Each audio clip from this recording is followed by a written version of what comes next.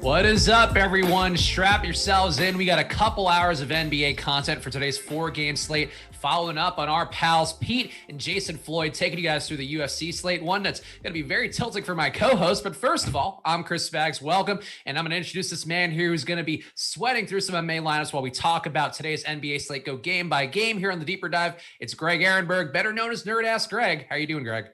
Yeah, it would be better if, like you just mentioned there, one of the fights got canceled just as we were about to start. So now I have to update all my lineups in DraftKings. And something else that I said that's kind of annoying is the way that withdrawing contests works, at least if you're going to message support and do it. If you do it by hand, it's not attainable. Like FanDuel and DraftKings make it as difficult as possible to withdraw entries from a contest if you do it by hand. So if you want to message support and do it, there's no option like withdraw half your entries. It's either withdraw all of them or withdraw none of them. So instead, I'm like, well, I'm not having no action on the slate. So instead, I just have a ton of exposure now to fighters that I have no interest in and don't think they're going to win. So I guess the ideal situation is I'm just wrong about the outcomes of the fights at this point. And then I just have something that I don't think is going to be optimal, ends up being optimal. That's the fun of DFS as always. So Greg will be working through that. Hopefully you guys will also be getting in your MMA lineups. And again, pay attention to Pete and Jason's show here. They do a great job. Whether you're following other sports or not, I'm going to make it very easy for you guys to understand UFC and obviously handling breaking news too, a thing they just had to do, which I'm sure they prefer not to do, but that's the nature of all of our sports this year. But hey, first of all, happy Valentine's Day weekend, all of you. I wore my best today to get in spirit. I don't know what we have to do here, but also helping you guys get in spirit for Valentine's Day, showing a little love to NASCAR, and checking the pin tweet at Awesemo_com, where you can enter a Daytona 500 giveaway to win a free month of Awesemo Plus Platinum. That's all the sports there. So not just NASCAR, getting your NBA, getting your MMA, PGA, all the sports going on, NHL, everything that you're going to get with Awesemo, you can get with this free month. So just follow the details on the tweet and predict the winner of the Daytona 500 on Sunday. 5 random winners among correct or closest guesses will be awarded. And make sure to follow our at Awesemo_com Instagram handle so you can enter our Daytona 500 giveaway on there as well. And of course, the Deeper Dive on Saturdays wouldn't be possible without our friends over at SuperDraft. We have the sponsored shows normally, but today with the timing here, that's not going on, but you can still play on SuperDraft today. We've had a ton of overlay recently, and this is not part of the ad read. I think it's an important thing for you guys to know. As DFS players, your best chance to make money right away is taking advantage of overlay, taking advantage of the reduced rake. That's what happens with SuperDraft because they're trying to get people in there. They're doing a lot to get more contests in there with big prize pools, a lot of guaranteed money and big prizes up top. And that's part of their partnership with Caesars Rewards, where they're trying to transform the DFS industry forever. So go play on superdraft.io, download SuperDraft in the App Store, and check out their 50K jump shot tonight with 10K going to first. Get those entries in with the promo code Awesemo21, where they'll match your deposit up to $50 at superdraft.io or downloading SuperDraft in the App Store. Greg, we got an hour here to fill here for 4 games, so we'll have plenty of time to talk about everything. But any sort of lingering thoughts on last night that you want to hit on, where Isaiah Stewart still made it into a winning lineup, I think was nice to see as somebody who really felt handicapped by him. And for me, my night came down to Michael Carter-Williams bailing out some lineups that were trash, thanks to my pal Eric Lindquist getting me to swaptimize on the show. But any sort of lessons to take away from what looked like a value chalk night debacle?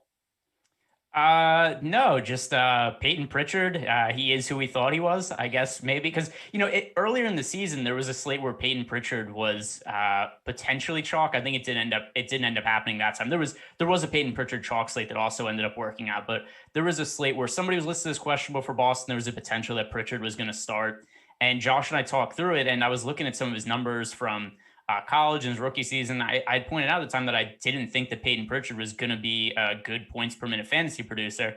And then as the season went along, I just kind of ended up rostering Peyton Pritchard when it made sense anyway. And then last night, as he was just having one of the worst games that chalk players had all season, I kind of thought back to that and it was like, does this count as a victory lap? Me just losing money on Peyton Pritchard? Is there a win to be gained from this? And I took a moral victory, but not a monetary one. No, I think the moral victory is there. And Peyton Pritchard, a guy who's going to have more value than not in second unit situations where he's getting to run everything. And that's not something you're to see even without Kemba in that lineup yesterday. Jason Tatum, Jaylen Brown. Tatum was a guy that I was very bullish on. Brown didn't quite gain as much in the rate data. And that's the important part of how to look at this and how to figure out the whole game that we talk about here with NBA DFS. But more than that, make sure you guys hit the like button, smash it if you can. And of course, subscribe to check out all the content we have going on here all day long. I think we've had 3 sports alone within the last few hours. Tomorrow, we got NASCAR back doing some more shows there. So pay attention to the channel, because if you're trying to get any sort of action at any time, no pun intended with Valentine's Day weekend, but any sort of betting or DFS action, we have something here for you. The rest of that, you're on your own, I would say. Greg, let's go game by game here, and let's dig into the first game. We're going to really take our time and luxuriate on these. But Indiana at Atlanta is the first one up. 112.8 implied total for Indiana, 111.8 for Atlanta on their side. And this spot, to me, let's talk about Indiana. Domantas Sabonis, been a guy that I've been really willing to get heavy on for the most part here. Indiana, maybe not living up to the hype as much of as you'd want to see from them as a team, but for the most part, Sabonis' production has been really good. Definitely has gained some more opportunity with Oladipo out of town now, and TJ Warren still out. Malcolm Brogdon, I think the other way, where every game to me, he looks like a fantastic play and ends up just kind of being mediocre. I don't think that's going to change for me. I'll be with the field on him tonight, but those two guys, Greg, are the ones that jump out. Doug McDermott as a value, I think maybe in the mix, but Indiana for you, what are you prioritizing? All right, so let's go player by player here. We got some time to kill. So starting with Domantas Sabonis, at first glance on the slate, I thought I was going to like him a ton, but while I'm getting exposure to him, I'm not overweight to the field. And the reason is because there are so many other pay-up options that I'm prioritizing over him. So starting with DraftKings, I would prefer to get to James Harden, Steph Curry, Kevin Durant. And he isn't quite as expensive as those guys, but because I'm trying to get exposure to that Brooklyn Golden State game with the highest total I could ever remember seeing, I can't recall a game that had a 246 total before in a regular season game. That's not something I can remember seeing happening. So I know that there's a lot of usage to be split amongst those net stars, but I think the pace is going to outweigh some of the usage breakup there. So all those guys are players that I'm prioritizing over Domantas Sabonis. So that limited the amount that I got to him on DraftKings. Then on FanDuel, one of the main reasons I didn't get to him as much, he's 9,600. So once again, there's other guys I'm prioritizing paying up for, but also Nerlens Noel is almost min price on FanDuel. And that's where a lot of my power forward exposure is going to. So that really only leaves me one other spot, and it's split up amongst Sabonis and a few other guys. So that has me underweight to Sabonis on FanDuel relative to what's projected to be pretty high ownership. Yeah, for me, I do think I certainly am with Greg on the idea here that the Brooklyn Golden State game on paper looks to be one of the best ones that we'll probably find in DFS all year. But still with the price points here, I do think Sabonis being a little bit cheaper than guys like Durant and guys like Kyrie are going to put me there a bit more. This little preview, I guess, of what we have to talk about. And we can sort of argue it a little bit more coming up when we get to the game. But Harden, to me, is my priority for Brooklyn here. The guy who stands to gain the most rebound-wise. No DeAndre Jordan. He's out for personal issues. Matchup-wise, too, there's no size on Golden State side either. I do think Durant's sort of at his rebound cap from where I view things, about a 12% rebound rate on the year. I don't see that getting much higher. And I think, to me, that's why I'm willing to go to Sabonis, because he's a little bit cheaper. Also has, to me, comparable upside. I think, he's not sharing the ball as much. His usage rate's been about 27% this year in games without TJ Warren and without the aforementioned Victor Oladipo. So to me, this spot for Sabonis, I think maybe he's going to be a bit under-owned, and I'll be above it. And I think, to me, I might be a stand that ends up with me getting less Durant. And Greg, I guess that's something you wouldn't be comfortable with at all. Like, would you want to take Durant over Sabonis straight away? Yeah. So just for reference too, and I mean, we could get news or whatever that changes this, but right now I have 20% Sabonis on DraftKings, and I have about 15% on FanDuel. So it's not none, but it's a little bit underweight to the field on both sites. So I'm going to be getting to him, except ideally I would like him to maybe be like, okay, and just not be a guy who breaks the slate. What about Malcolm Brogdon? Because he's at least a little bit cheaper here. You're probably not running directly up against the Golden State guys with his price point. I think Brogdon, I think there's going to be a day where Brogdon has more of a ceiling than he's shown recently. That said, still 40 fantasy point projection just about from Awesemo. I have the same number for that too for Malcolm Brogdon. I feel comfortable getting to Brogdon again here just because I think there's value. I would certainly prefer to get to John Wall, who we'll talk about in a little bit. But Brogdon, I think a core play, the one that I think the field's ownership is mostly right here, about 25% on DraftKings. Do you have any stronger sense here for Brogdon or a little more interest in him? Yeah, I like Brogdon more on FanDuel and DraftKings, but I'm going to be overweight to him on both sites. On FanDuel, where he's only 7,200, I think there's three really, really strong point guard plays on FanDuel. They are Brogdon, John Wall, and Steph Curry. And of the three right now, I have the most exposure to Brogdon of the three. When the 7,200 price tag is a little bit too cheap. And let's talk about some of his struggles. So his usage is up in recent games. The assist rate, he's still getting assists. He's getting rebounds. The reason he's not scoring as many fantasy points is just because he's not shooting well from the field. He has a bunch of games where he's hitting like 30 to 35% of his shots, sometimes even lower in some of those games. It's been something like 3 weeks, I think, since he's hit more than half of his shots in a game. They've also played a really tough schedule lately. I mean, other than the game against the Nets where they just totally got trashed, they've also had recent games against Utah, New Orleans, Milwaukee, Memphis, Philadelphia, a couple games against Toronto. So they've played some tough defense, and that's definitely contributed to some of Malcolm Brogdon's struggles. Nothing will heal that up quite like a matchup against Trae Young. Trae Young has been towards the bottom of the league in defensive real plus minus over the last couple of seasons. I actually think the only player below him over the last 3 years aggregate is Bradley Beal. And then Trae Young is second worst since entering the league. So that's the kind of matchup that I think that Malcolm Brogdon could definitely benefit from. And I think that his recent shooting struggles, I would be more concerned with them if, number one, they came in easier matchups, and then number two, if the usage is starting to go down. But since the usage is still up, favorable matchup against the Hawks, I think those shots will start dropping eventually for him. Yeah, I'm with you on that. I mean, even if looking at the numbers on the year, he's at 54.5% true shooting this year, and it's actually a little bit better than the longer term sample going back to last season where he's at 54.2% true shooting. So to me, I'm with you. I think that Brogdon's going to bounce it back. And I think really his underperformance is why Indiana's been a little bit less competitive recently, and that is going to find its depth soon. So to me, I'm back on Brogdon again. I still will be heavier on Sabonis, I think, right now, at least based on the crunch and sorting that I did before the show. But to me, Brogdon, I think, very much a viable play. And I wouldn't want to be too far under the field. Definitely want to be at least there. How about some of the other guys here, Greg, where we do have TJ McConnell having a nice run here off the bench. His price is up enough where I think he's a GPP play worth getting a little bit, but the field's 12% projected ownership. At least our most recent run that we have at Awesemo seems a little bit lofty. Doug McDermott, too, seems like he's going to be a chalky value play, and usage has been there for him. I've got him having about 20.5% usage in games where he is playing alongside Sabonis without TJ Warren and without Oladipo. I think McDermott looks okay, but a chalky McDermott, I don't think I want that much of. I'd rather have a guy we're going to talk a lot about coming up in Nerlens Noel. But anything else for Indiana popping up for you?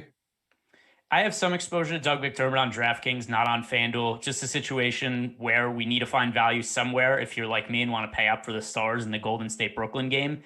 And outside of Nerlens Noel, there aren't that many options to feel good about. So Doug McDermott just kind of makes the cut because he's a guy who's cheap and is getting minutes. He started last game and ended up playing right around 30 minutes, I think it was. Yeah, 30 minutes for Doug McDermott to start last time out against the Pistons. So I think we could expect him to play pretty healthy minutes. And that's more than we could say for some of the other cheap guys. Like, I think that some of the guys from Houston warrant consideration on DraftKings also, but I don't feel great about the minutes for guys like Sterling Brown or David Nwaba off the bench, guys I'm getting exposure to, but I feel a little more comfortable with Doug McDermott than some of those guys. So he makes my player pool on DraftKings for that reason. I don't really think there's a need to go out of our way to target him on FanDuel. Nobody else that I'm really getting to. I have a few lineups with Miles Turner, but that's just because it's a 4-game slate and there aren't all that many options. Miles Turner, the defensive numbers have been way down for him as of late. And I mean, they had to face some regression, right? Through the first month of the season, he was averaging over 4 blocks per game. And now he only has he has more than 2 blocks just once in the last 8 games. I still think there is some upside in his defensive numbers. So a little bit more of a preferred option for me on FanDuel, where he gets the extra point for the steals and blocks. But still just a low-owned kind of flyer play that I wouldn't be on if there was probably even like 2 more games on the slate.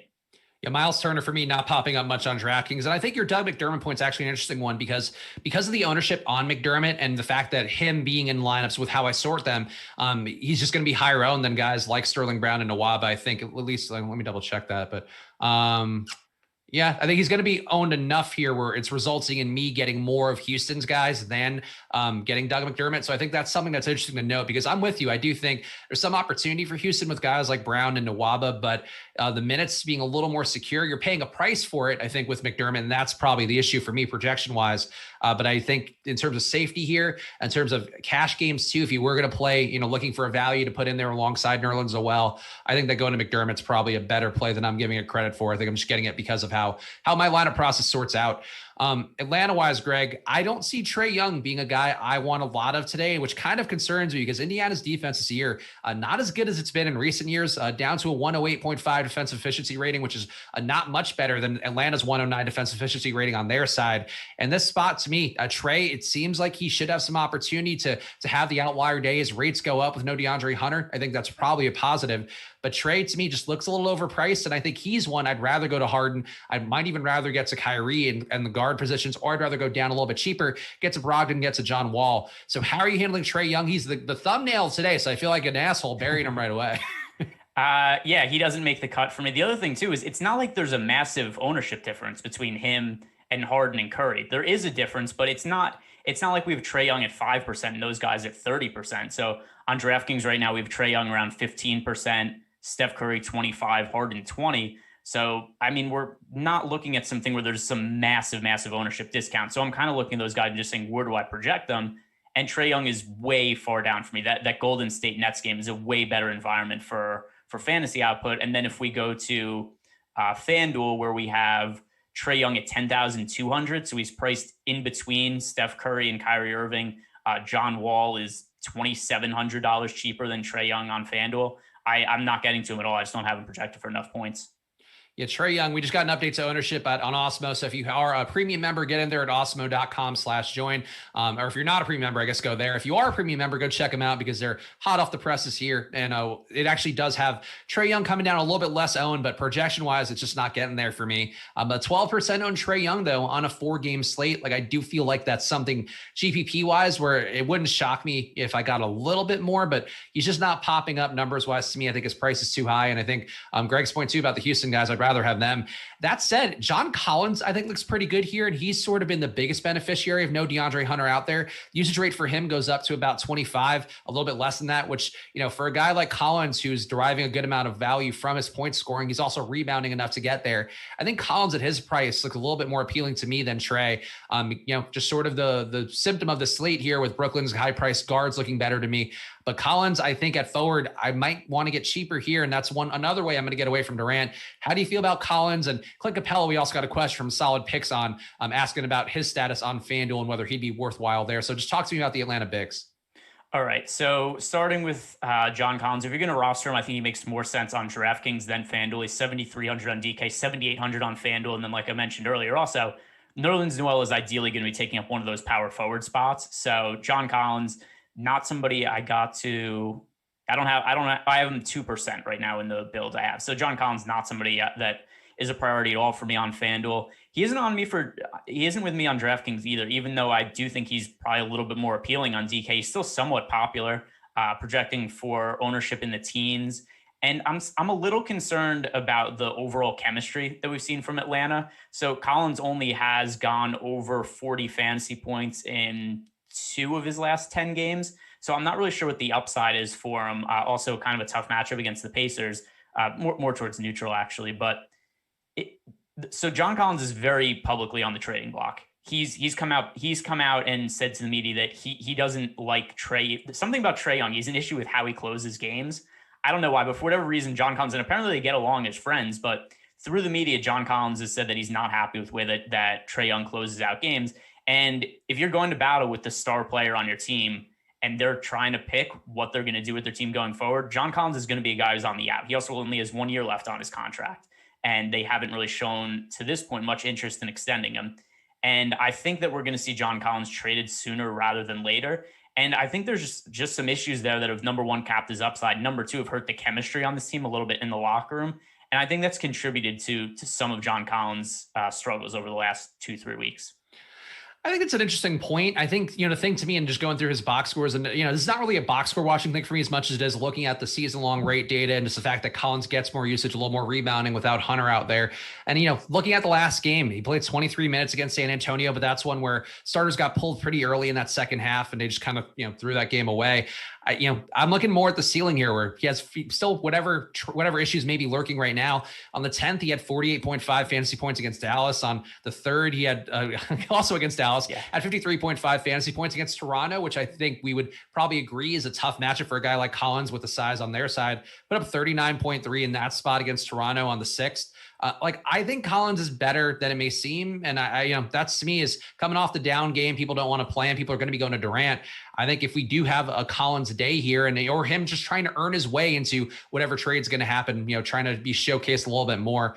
I don't know. I'm into Collins more. And I think the price point on DraftKings, I want to be there more. And I think for me, relative to everybody else on Atlanta, like Collins is the one I think I can justify the most besides maybe getting to Gallo with his minutes being up. Yeah, Gallo's another tough one for me in terms of playing time because it's the tail end of a back-to-back for Atlanta. So I don't have a lot of confidence in the playing time for Gallinari. They've been so cautious with him, and I got to some of them on FanDuel just because he's only 4,000. But it's still, what did you give him for minutes? Because I think that's really what it comes down to for Gallo. So Alex has him at 26, which I think, just kind of fact checking or trying to get a read on it from Popcorn Machine. I don't have the most confidence in it, but I think if for me with the way that Gallo projects right now, like I only got him at 9%, so I'm still going to be half the field on him. So to me, like I don't feel the need to tinker too much, but I could certainly see 26 being a little bit of an aggressive projection for him, even with some of the bodies I have out. Yeah, I have him in 10% of my lineups right now. That's going to be a decent amount less than the field, especially on FanDuel. He's going to be really popular at 4,000. So I didn't want to have none of them because I understand there's upside there, but I'm still just really concerned about the minutes. I think there's a really wide range of outcomes. If he plays 30 minutes, I wouldn't be shocked. If he plays 23 minutes or 22 minutes, I wouldn't be shocked either. Just the way that they've been so cautious handling his minutes. I was kind of hoping I wouldn't have to deal with it and they would just rule him out for rest with it being a tail end of a back-to-back. I was really hoping that was going to be the scenario, but not the case right now. So I'll have a very minimal amount of exposure of Danilo Gallinari and not really comfortable with it because he's going to be popular. So he could definitely be somebody who hurts me today. I'm trying to think too. Tony Snell was officially ruled out, so maybe there are some. The thing is, they're playing a lot of court time together, so I don't think that leads to Gallo getting more minutes or you feeling more secure about it. But it does open up something there. Definitely doesn't lead to more usage, Tony Snell. Well, Tony Snell, noted ball hog. That's definitely how it goes. But yeah, I'm with you. I think Gallo maybe a little bit overvalued here. And, he probably has to have a floor of 16 to 20 minutes, you would think, in a game that doesn't blow out, but hard for maybe to see a ceiling of minutes. And I think really hard to see him getting in a closing group potentially. So yeah, I think that's fair.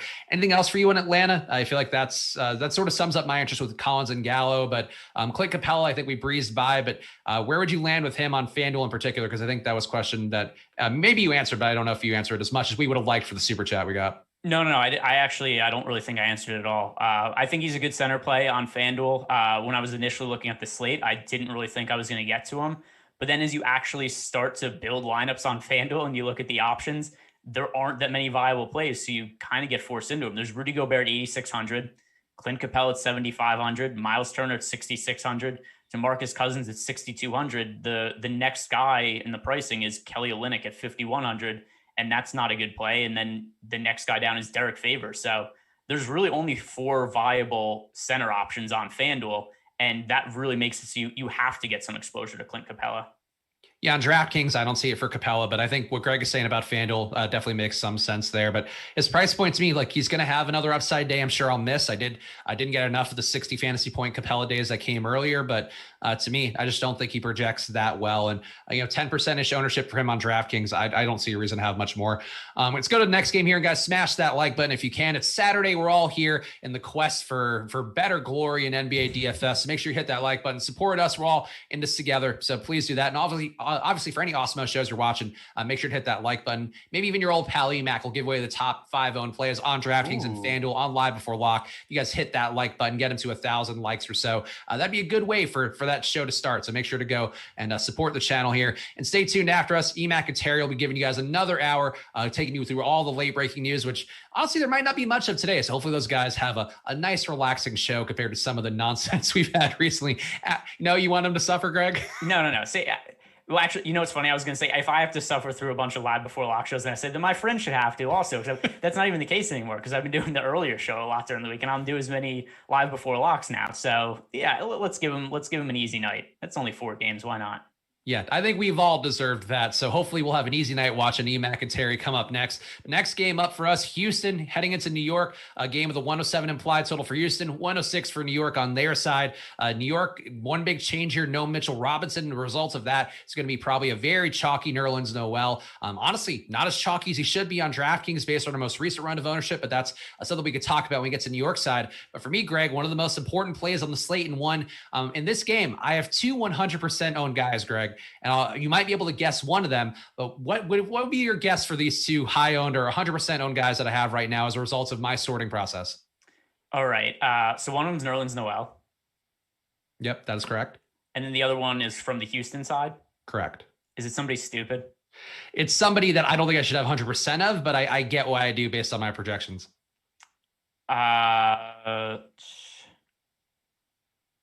Is it Eric Gordon?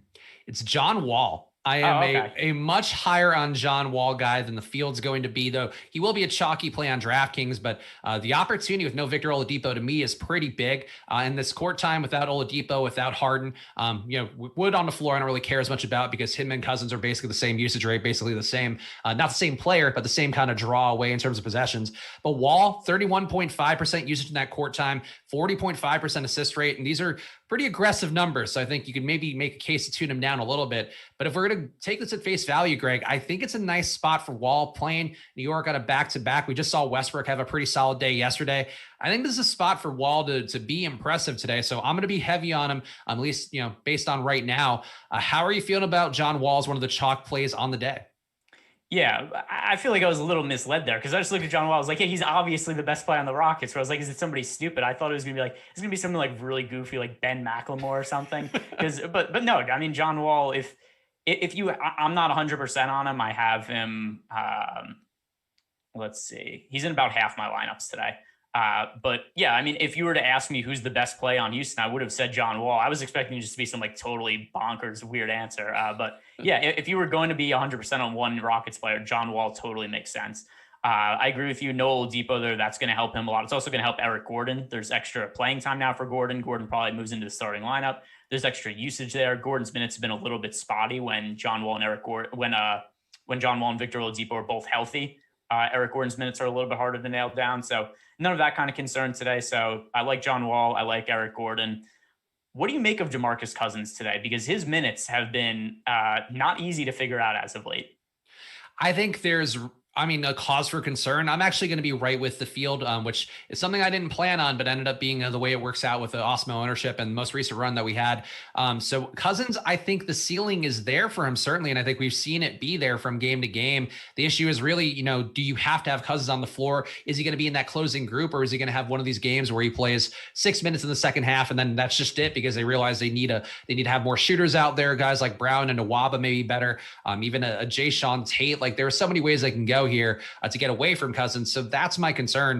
And I think to me, that's why I like going with the field on him. That way, if he has these outlier Cousins days, I think that's a positive. But I don't feel terribly confident. I wouldn't load up, but at his price, like he clearly could break a slate still at 6,500 on DK.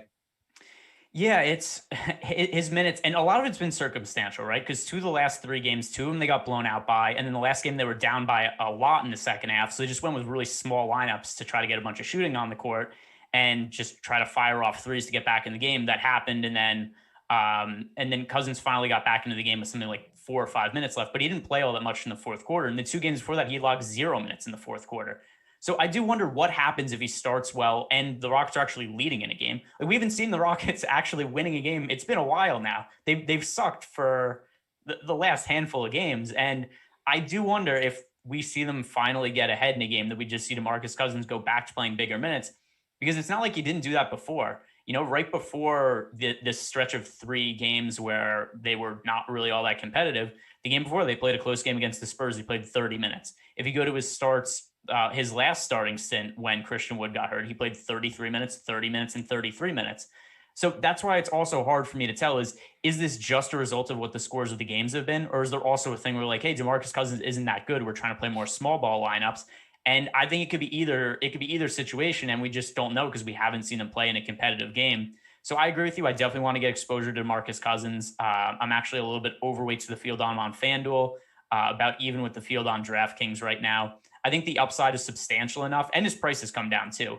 I mean, if you think about if we saw this 6,000 price tag on FanDuel, 6,500 on DraftKings on DeMarcus Cousins just a week ago, he would have been a guy who was 50, 60% owned, and things have changed that might not have actually changed, if that makes sense. This might have just been that had they played more competitive games, he would have been back to playing those normal minutes. So definitely somebody I want to have in my player pool.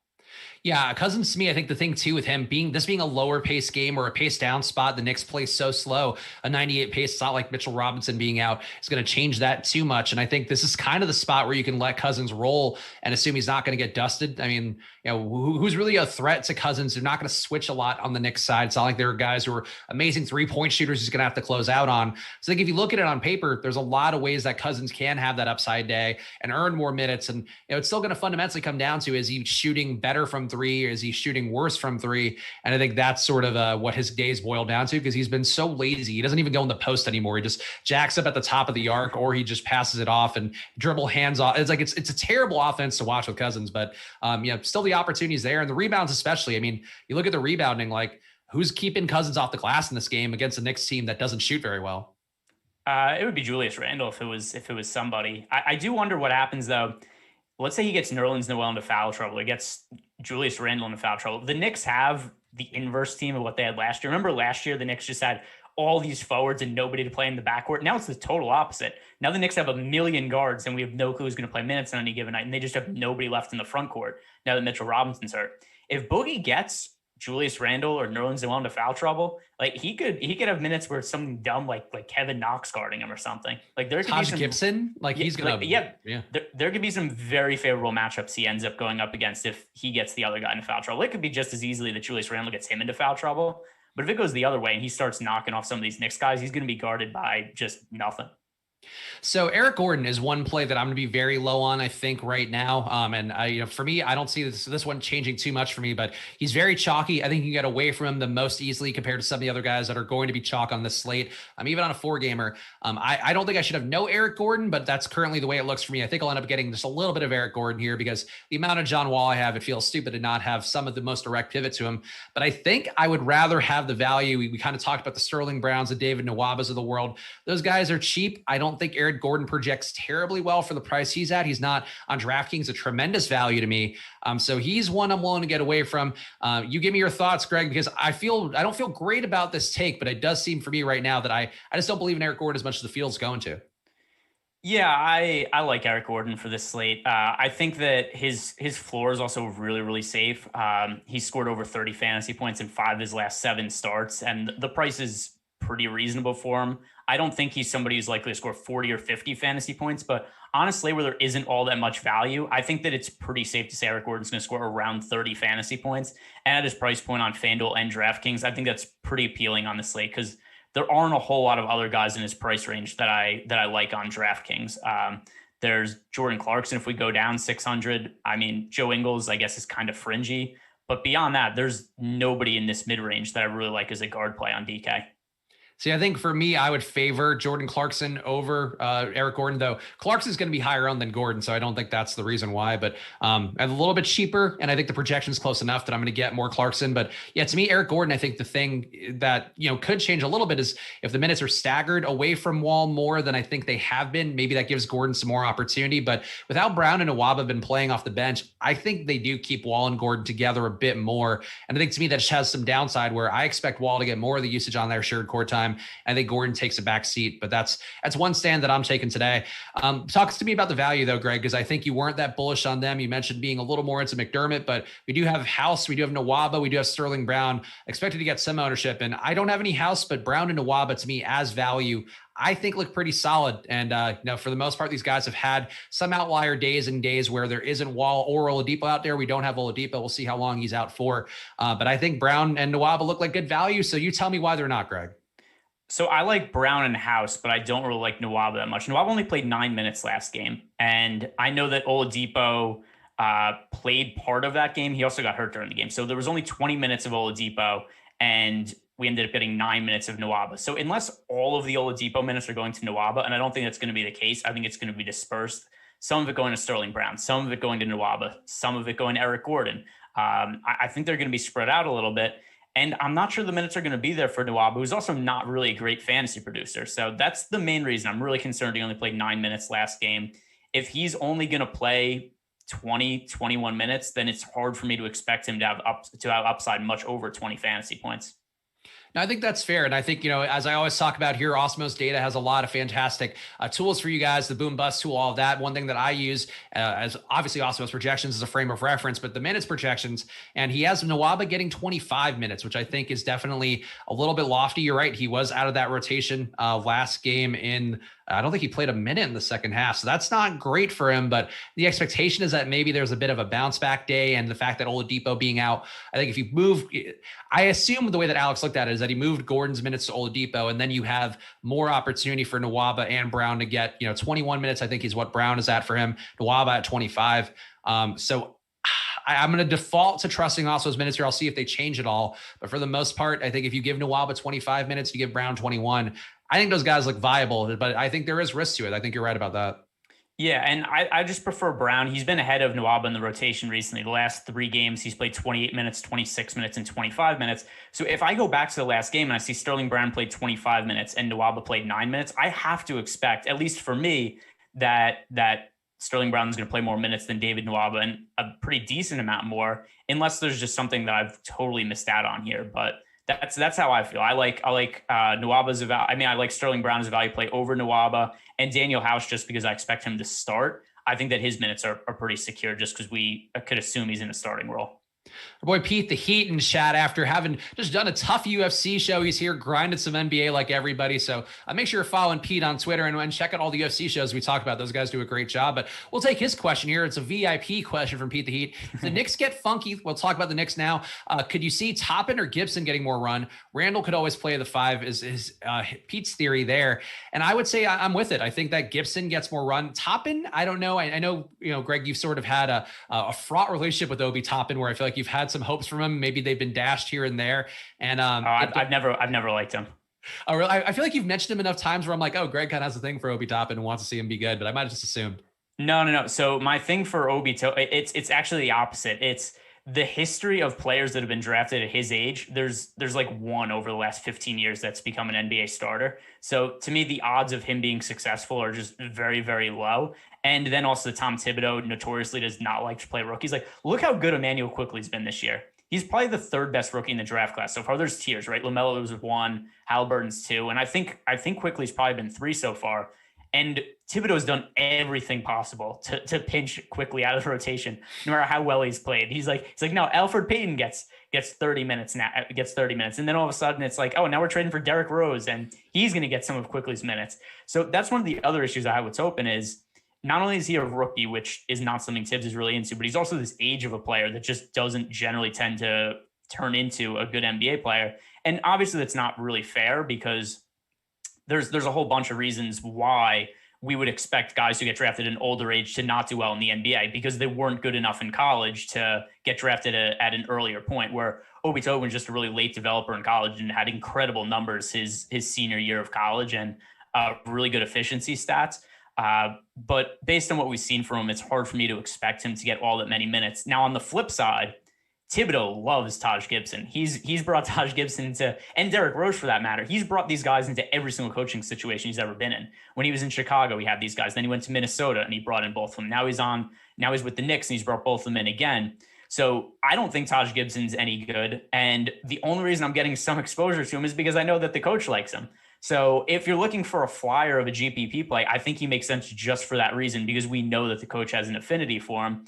And if we see Nerlens Noel get into foul trouble, if we see Julius Randle get into foul trouble, then they're going to turn to Taj Gibson. Nerlens Noel is definitely, to me, the strongest overall play on the slate, but I don't have him in 100% of lineups, and I'm going to have Taj Gibson in the couple of lineups that I don't have Nerlens Noel in.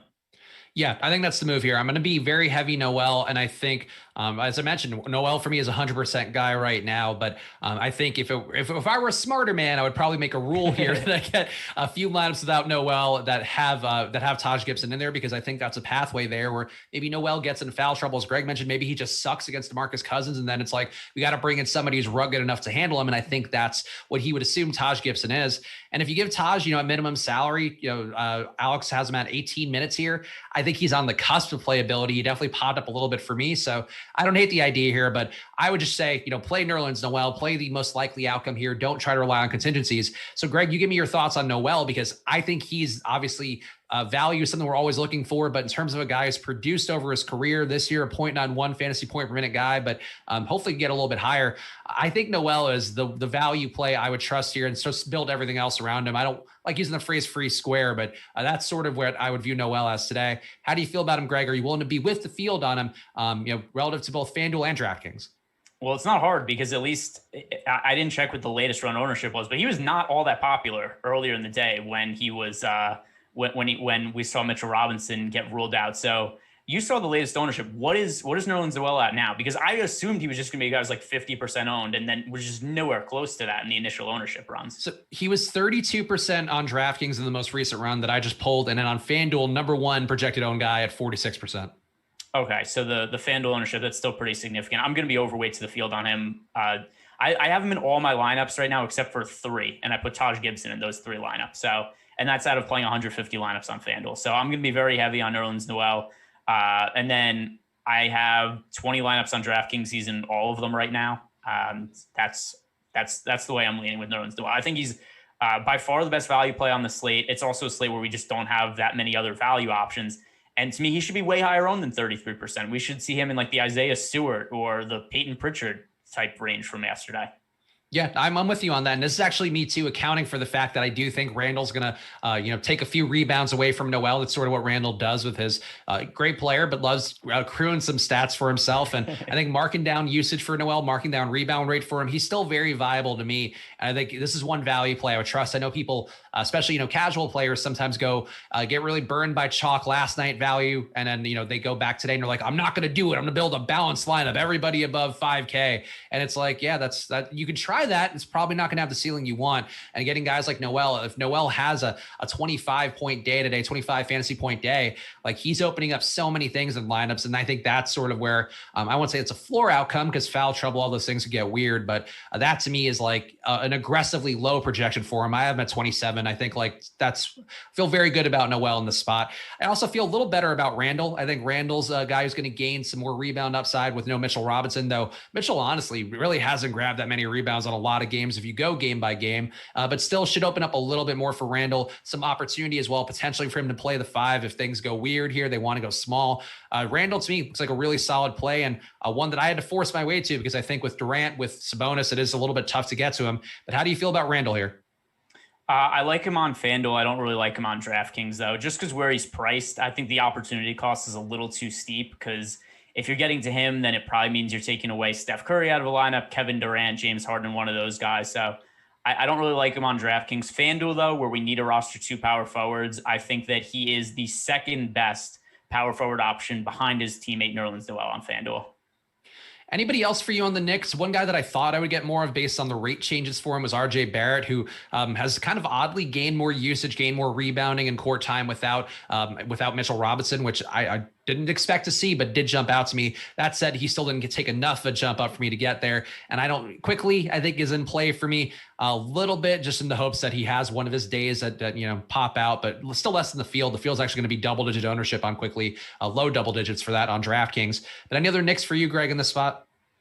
A little bit of interest in RJ Barrett on FanDuel just because he's 5,300. That's a cheap price. And we've seen some upside from him this year. We haven't seen it for a while, though, but the 5,300 price tag, that's as cheap as he's been basically the entire season. So that makes him favorable going up in a good matchup against the Rockets on FanDuel. But still just a guy who I have ownership to in the teens, so a little bit overweight to the field and then not getting to him on DraftKings. Here's a classic situation where somebody says, Goodwin out, dumbass, in the YouTube chat, Bulldog CWB. And then we have the news that Brandon Goodwin knee available to play Saturday. So that's the fun of NBA news and YouTube chat coming together at once. Which, by the way, also, what an irrelevant player to even care about. Is anybody sitting there going like, oh, I have to update all my lineups because of the status of Brandon Goodwin? Yeah, I just think it's funny. Like Brandon Goodwin's out, dumbass. Like, let's get real mad about our Brandon Goodwin injury news. Who's mad about Goodwin? I don't even know who was talking to the guy. Is he mad at us? He was just mad. He also says nope on Chalk Noel. So if you want to pair those takes together, I think makes Noel look even better as Chalk. But Brandon Goodwin is available with his knee. And I'll stay tuned on Live Before Lock. Apparently, our boy News God making his debut on a Live Before Lock show. Going to be helping out EMac and Terry with some of the injury news on there. So check out that show coming up right after us. us. And let's keep going through here. We've got a question from Roger real fast, which we can take. Can you play both Noel and Gibson in the same lineup on FanDuel? Let's see fit in another top player. Greg, how do you feel about that one? Because I wouldn't feel the best about it, but they're cheap enough. I could see taking that stance. I'm not doing it, so I'm not going to tell anybody else to do it. They're 4,000 and 3,500. So to your point, yes, they're definitely cheap enough to where Noel could score 25 fantasy points. Gibson scores 20, and then it's whatever. It's fine. I think it definitely caps your upside, though, because I don't envision them sharing any court time together. All right, next game up, Brooklyn 124.3 implied points, Golden State 121.3 implied points, and this is the main event. In fact, you know what? This feels like the money game of the slate, so I'm going to flip the hat in Valentine's Day red colors. Yes. I love how you've become a convert, Greg. You're much better than my old pal Josh, who digs his heels in, hates fun. Greg loves fun. That's why he's a fan of Money Time. Yeah, the audience I just assumed the audience wouldn't like it, and then once they liked it, I'm like, okay, I'm on board.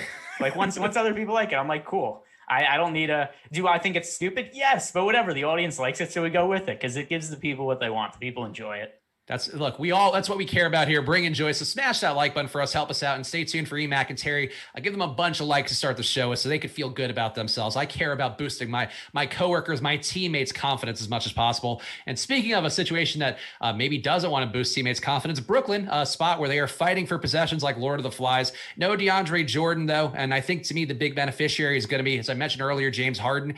He is the play I want the most here, Greg. And I think this is going to be a controversial take, but I have more of him than Durant. I have more of him than Kyrie. I think to me, Kyrie is sort of a non-factor play amongst these guys, which feels scary, but I do think that I'd rather have Harden and Durant by a wide margin, and I'd rather have Harden a lot more than Durant. Everything else here, I don't see much opportunity for Brooklyn. So Greg, give me your thoughts on the big three for the Nets. Yeah, I'm kind of on the same page as you. I have more exposure to Harden than I do to Durant, and I don't really like Kyrie Irving for this slate. I have him in 3% of my lineups. If I'm paying up for point guard, I'd much rather pay up for Steph Curry. And then John Wall, Malcolm Brogdon, both considerably cheaper than him today on both FanDuel and DraftKings. I think points per dollar, they rate out as much better plays. I mean, he just really gets pinched here by positional scarcity. With Kyrie Irving only able to play point guard, and there's so many good point guard options, whereas then we're able to get, James Harden at shooting guard. We're able to get Kevin Durant as a forward. It makes Kyrie Irving just a really low priority for me. That, and also I have those other two stars both projected to score more fantasy points than Kyrie Irving. So Kyrie Irving is the guy who gets left out for me. Harden 1, Durant 2. As for the role players on this team, it's hard to really love any of them. I know that DeAndre Jordan is going to be out. That gives me a little bit of interest in Jeff Green. I assume the Nets are just going to play a bunch of small ball. I don't think it's all of a sudden going to be like 25 minutes of Norvel Pell or something like that. If he starts, then yeah, I'm going to like him. But right now I assume that Jeff Green starts at center. I have him in some lineups. But that's really it. It's just those three Nets guys. I mean, you look at the spread for this game and you assume like, oh, I'm just going to be loading up on all these Nets and Warriors guys. But the usage is so condensed on both these teams. Yeah, I'm with you on it. I think Pell, I think that's the one thing to really point out here is if he does end up starting somehow, I don't know why you would against a Golden State team that doesn't have their bigs. So there's really no reason to. I think that's one thing to watch out for that could change the equation a bit. Pell, in particular, a good rebounder. And that's something that fantasy wise can add a lot of value if he just rips a lot of those DeAndre Jordan rebounds that add to his fantasy value normally. But yeah, I'm with you. I don't think the role players here are that valuable. Even Bruce Brown, who I would think could have more of a rebounding role based on his rates than normal. He just does whatever the team needs. If he's not starting, and I don't think he would be starting, I don't think he has enough to get there. The Nets look mostly unappealing besides the stars, and that's probably going to be the case. Golden State, though, Greg, I think looks more appealing, and I do think that I'm willing to get a good amount of Draymond Green. He's been so productive. The minutes for him, Awesemo has him projected for 35 minutes today, and he's been playing a ton. Honestly, getting himself in better shape each game because of the minutes he's playing with no centers in this rotation. Still no Wiseman, still no Looney for them. And I think Draymond might be my favorite Warrior out of the group. I know Steph Curry is going to be popular, and he should be. He's been going off recently, but actually has some less assist upside normally when playing alongside Draymond. Draymond's been basically the point guard for the team. I think Steph can get there in a big way shooting wise, but I would rather have Draymond relative to salary and all that. And don't feel the most comfortable with that take, Greg, but give me your thoughts on Golden State and who would be the priority play for you? It's Steph Curry. Steph Curry is my favorite pay up option on the slate across FanDuel and DraftKings. And a lot of people have been asking me, say, when is it going to be a Steph Curry slate for you? Because I always come on and people go, why do you hate Steph Curry? I don't hate Steph Curry. There's just always been slates where there's other stars I like more than Steph. Not the case today.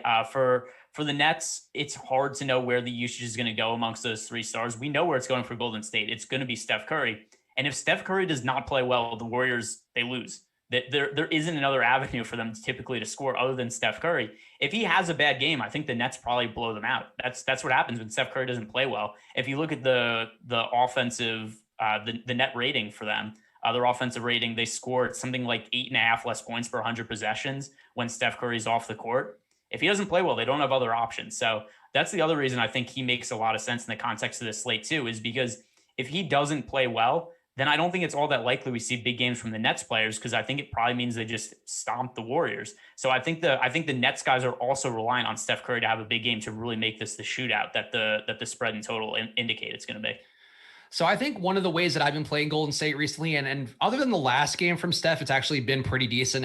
And to be clear, I'm more going to be referring to one part of this equation, but playing Oubre, playing Wiggins, playing Draymond, and not playing Steph has been good for the most part for me. And that's really more the Draymond and Oubre parts. Wiggins is Wiggins. We all kind of know what that experience can be, but on paper, I still think there are better Wiggins days to come. And I think at his price point, I'm willing to get there. And that's just one way I think I'm willing to get difference here, is to assume that the Nets, for whatever they've had recently, they did have a bit of a defensive swing the other day where they showed, I think, signs of life defensively against Malcolm Brogdon. And Malcolm Brogdon is not Steph Curry by any stretch, but I do think if you're going to look at it from an NFL perspective, what are you trying to do? You're trying to, stop Steph, and everything else that can happen will happen. And I think that could be the way that Golden State goes today. I don't have any confidence in it, but I do think too, maybe not having DeAndre Jordan, you're not going to now have that guy switching poorly. Maybe that gives you some hope that they limit Steph and the other guys are the ones that go off. So to me, that's going to be another place I'm digging my heels in today, is having less than the field of Steph and having a lot more of Draymond and a good amount more of Oubre and Wiggins. And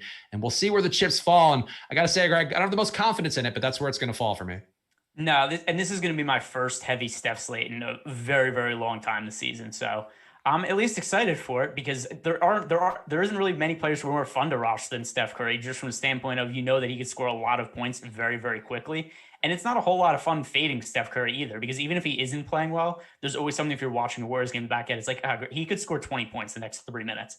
So definitely Steph Curry going up against the Nets, who, even though they did have that good defensive game against the Pacers, on the whole, the Nets defense has been absolutely abysmal since the James Harden trade. So we got one more game to hit on, but there is a chat here that we just got to talk about. And whenever we, mention somebody in chat or call out something and we just want to talk about it, don't take offense. It's just really trying to help people out there use some teachable moments. Charlie Guap, usage status borderline trash. Last night, Garrison Matthews had a 19% usage rate at halftime and had 0 DFS points and 0 everything else except 2 shot attempts.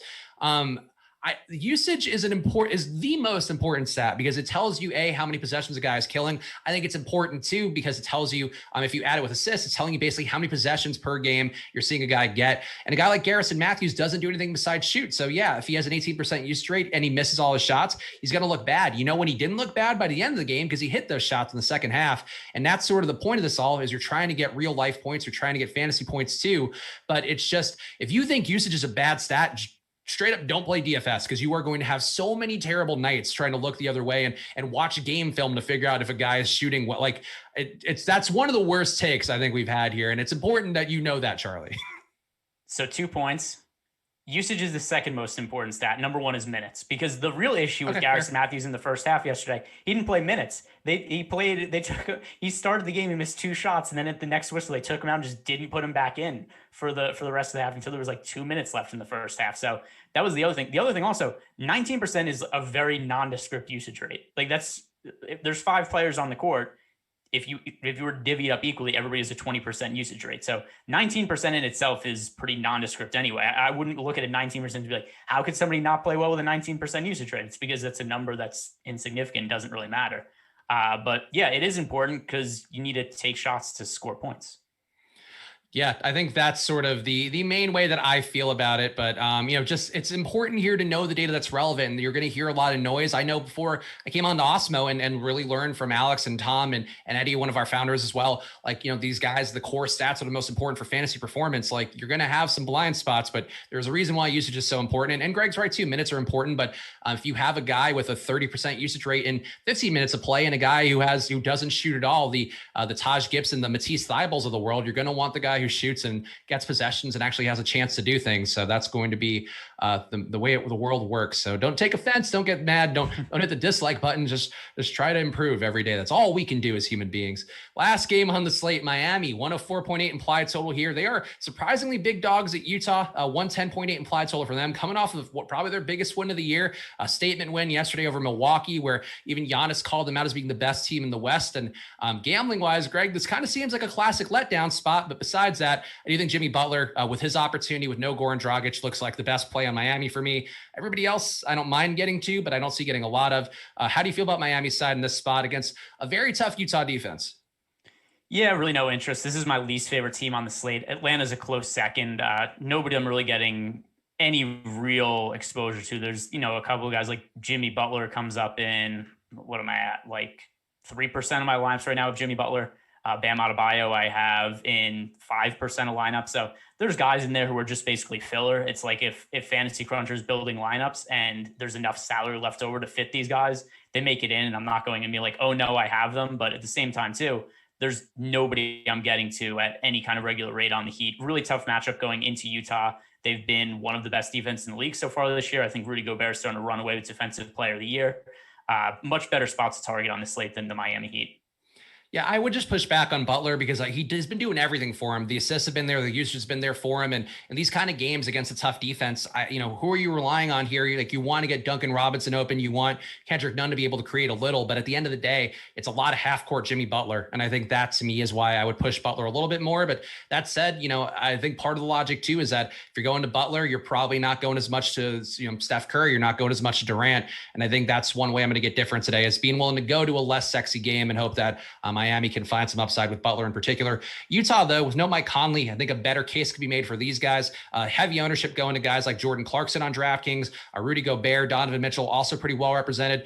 Joe Ingles, nice shooting day yesterday. I think very much in play overall in terms of how he gets a pretty good assist rate without Mike Conley on the floor, also shoots a little bit more. But I'd rather have Mitchell. I'd rather have Gobert. I'd rather have Clarkson.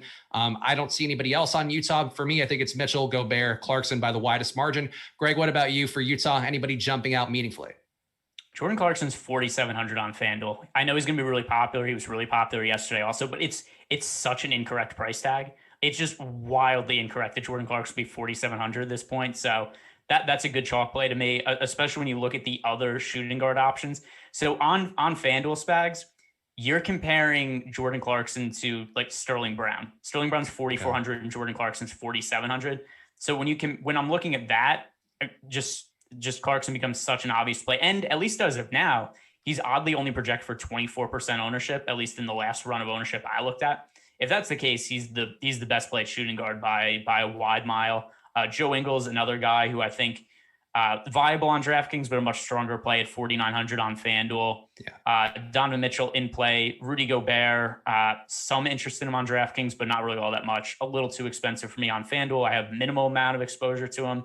But I mean, the rest of the Utah guys, it was a weird situation where if Conley was in, I was going to basically have no interest in Utah. But then as soon as he was ruled out, I end up with a bunch of exposure to Clarkson, to Mitchell, and to Ingles on FanDuel.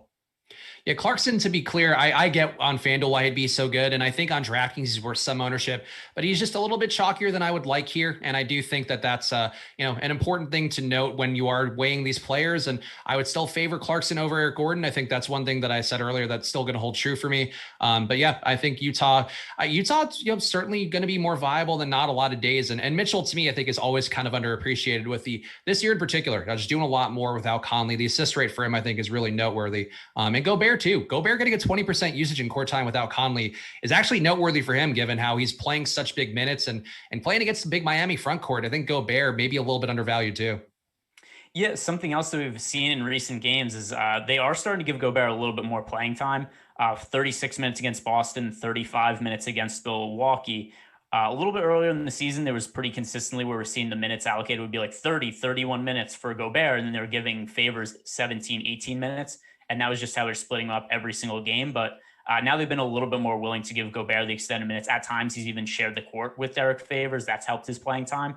So just the potential to get 35, 36 minutes out of Gobert that makes him viable on DraftKings because he's 7,100. Different story on FanDuel where he's 8,600. He's kind of in the Jimmy Butler category with me, where it's like if I have enough, if the lineup builder's giving me lineups that have that amount of salary left over, it's going to put Rudy Gobert, and I don't have an issue with it. But not someone I'm going out of my way to target. And just a couple quick chats real fast before we yield the way to Live Before Lock. You got EMac and Terry coming up next, along with a special appearance by our news god talking about injury news. But Fantasy Wiz and the premium Slack saying usage is most important for stars. Minutes is most important for role players. I think that's an interesting way to look at it. Not sure.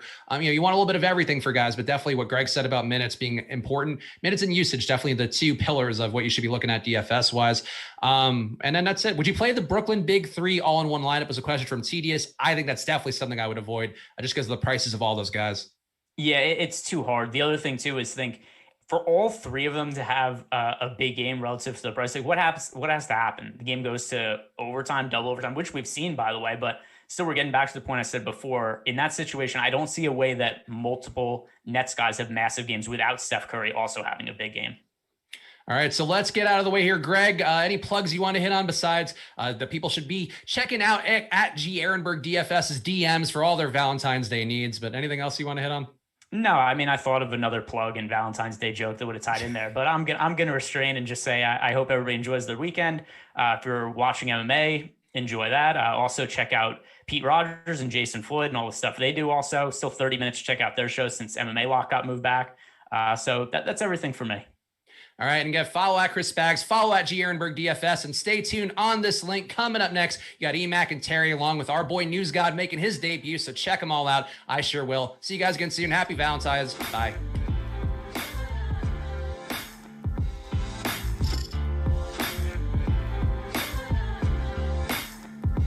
All right, dudes, have a good weekend. Later, guys. News God, look at that logo. Whoever does the artwork for News God is not paid enough. Too. Look at Ron. All right, boys. I'm watching. Have a good show.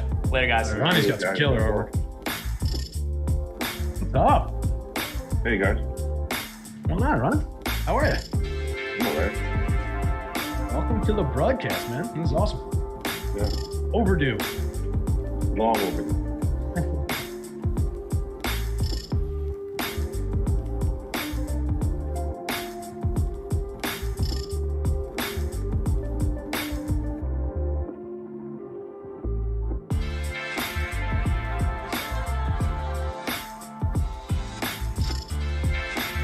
Recently? 1 minute ago. Fresh updates in. Oh, great. I get to do this on the fly. Now you're really getting the show experience. Yeah.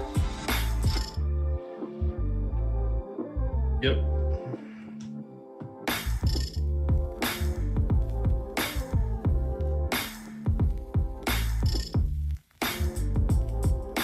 What is this song with that little like ratchet turn in there? Such a weird little beat. All right, Awesemo, here we go. It's your old pal EMac coming to you on a Saturday night, and we have a special treat for all of you. We are bringing in one of the key performers here on the Awesemo channel, but we may have to wait a second here. We might have some internet difficulties, so we'll see what happens here. We're looking to bring in the one and only News God, but we're gonna see if he can pop back in. Otherwise, He was there, I swear. I saw him. Do a little something. We try this stuff on the fly. There we go. Here he comes. All right. Well, I didn't get the big build up, so here it goes. The one, the only. Guys. Ladies want to be with him. Guys want to be him. It is Ron, the News God. Ron, welcome to your first show. Thank you. Thank you very much. I apologize about the internet difficulties. Somehow I just lost my signal. It's crazy. It's okay. okay. I'm going to take the blame for that because I told you about that update, and I'm assuming you clicked on something that started you down a path that probably knocked you offline briefly there. So that's my fault. My fault, everybody. It's very, very possible. I've seen the John Wall news and the PJ Tucker news. I guess both those guys will be playing this evening. And once I tried to go and update that on Twitter, it kind of just threw me for a little bit of a loop. Sorry about that, but how's everybody doing? Excellent. So no worries here. We don't want to take you away from your key, crucial job of providing the news for everything here. So the key thing that we want to ask you tonight is, hey, what's going on? I think we have the majority of our news in, but if you want to give us a little bit of a rundown, there may be a little Derrick Rose. I think we're still waiting confirmation on him resting on the back-to-back. Anything else That's We're live. still waiting on Derrick Rose news. Rajon Rondo for the Hawks is out. DeAndre Hunter is out. I think we knew that already. Cam Reddish, Brandon Goodwin, both of those guys will be playing this evening. Tony Snell is out. For Houston, we have John Wall is actually playing. We just got that news as long as PJ Tucker. Exum, Oladipo, and Wood won't be playing. All three of those guys are out. For the Knicks, we have Noel, who will be starting. Frankie Smokes, Frankie Ntilikina. He's health and safety protocols. Mitchell Robinson, he suffered a fractured hand yesterday during the game, so he's out for the next few weeks. For Brooklyn, DeAndre Jordan has a personal day. Shumpert has a hamstring injury. He won't be playing today. Golden State, it looks like Kevon Looney and James Wiseman are out. For Miami, Bradley's out, Dragic is out, Silva's out. I believe Gabe Vincent is a game-time decision. And we have no Mike Conley for Utah, and Elijah Hughes is also out. So that's a quick rundown as far as what we're really waiting for and stuff like that. And that's the laundry list. That's why we could only have you on a 4-game slate, because otherwise you have too many moving parts to chase down here. It's crazy. Yeah, it gets a little nuts. But we do want to thank you for everything that you've hooked us up with, saved us countless times here. Any final things you want to say before you drop on out of here? Do you want to give us where can we find you on Twitter, Ron? All of my news dumps right now are on the Awesemo handle, so make sure that you guys are following me at Awesemo NBA. You can also follow me, News Guy DFS, and that's about it for me. Sorry, I sound so nervous. This is my first time, so I gotta kind of get warmed up to this. Buddy, you did great. That's all right. We are always gentle here for the first time. So fellas, watch out. Ron's out and available for Valentine's Day. Keep those ladies close or they're going to disappear from you. You got it. Thanks for joining us today. Guys out there, everybody. Second EMac. Everybody hit that thumb and bow down to the news guy. Everybody on watching this video owes him something. I know I do. So everybody smash that thumb for the news guy. You did a great job, Ron. Take it easy, guys. See you, buddy. All right, that was just a fun little treat we wanted to do there. Ron's one of the hardest working guys here behind the scenes, so I thought it'd be a good time to bring him on here, just so you guys could get to meet him. He's a very funny guy, does a lot of great stuff here for us behind the scenes. So that is super cool that we got to have him with a little moment there. And again, could only do this on the short slate, Terry, because if this was a main slate, he's super busy behind the scenes with all of that. So yeah, you and I could have just gone and had dinner or something and come back and he'd still be rolling with the injury report, which is great. That caught me up, so I'm happy about that. Yeah, I'm good. Do we need anything else? I guess I think we're good. So thank you. Let's go sign up for some contests and have some fun. But in any event here, did want to say we got the key things here. So what we're going to want to do is we'll kind of go game by game. As Ron pointed out, we're not really missing a ton. So that's good. But let's kind of do a little bit of housekeeping here. I've got some free content here for you. Ooh, I see we have a super chat too. This is from Fear and Loathing in New York City, your favorite, Terry. He says, how come none of the other Awesemo guys broadcast from outer space? Question, he's asking for our 1.5 multiplier or higher SuperDraft plays. So let's call up the old SuperDraft projections here. There, yeah. I think John Wall just misses out at 1.45. Draymond Green, quite interesting at 1.6. We have seen the assists go up. We've seen the rebounding go up without James Wiseman. There isn't going to be any centers because there's no DeAndre Jordan. So he's going to get to do some battle with the familiar friend, Kevin Durant. So that's a good one. Not a lot of love lost between those guys. And maybe DeMarcus Cousins at 1.65. Another guy who's kind of interesting. I don't see anybody on New York that can really handle him. Nerlens Noel will probably play 26, 28 minutes. But then after that, is it Taj Gibson? Is it Obi Toppin? I don't know. So I kind of figure they're going to try to use Noel to mark whenever Cousins is on the court. But who knows what's going to happen there. Anything else standing out there for you, Terry?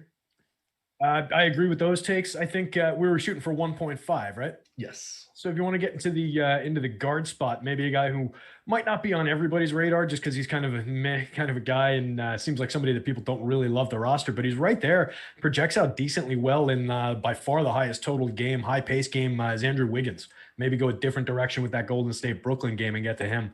I don't think you said him first, did you? I'm No, not I did repeating not. you, am I? Okay. All right. I missed your first take as I was updating something. Then I heard the second half there. So yeah, I think Wiggins could be on the board there too if you're looking for a guard. All right. Now we got a lot of NASCAR content. Promo code Daytona gets you half off 1 week of Awesemo Premium NASCAR. Of course, that kicks off tomorrow. Go to the pinned tweet at Awesemo_COM. Enter our Daytona 500 giveaway to win a free full month of Awesemo Platinum. We're giving away 5 total passes. Just follow those instructions on the tweet. Predict the winner of the Daytona 500 on Sunday, and 5 random winners who are correct or the closest guesser will be awarded and get that 1 month subscription. All right, Terry, let's look at our first game here.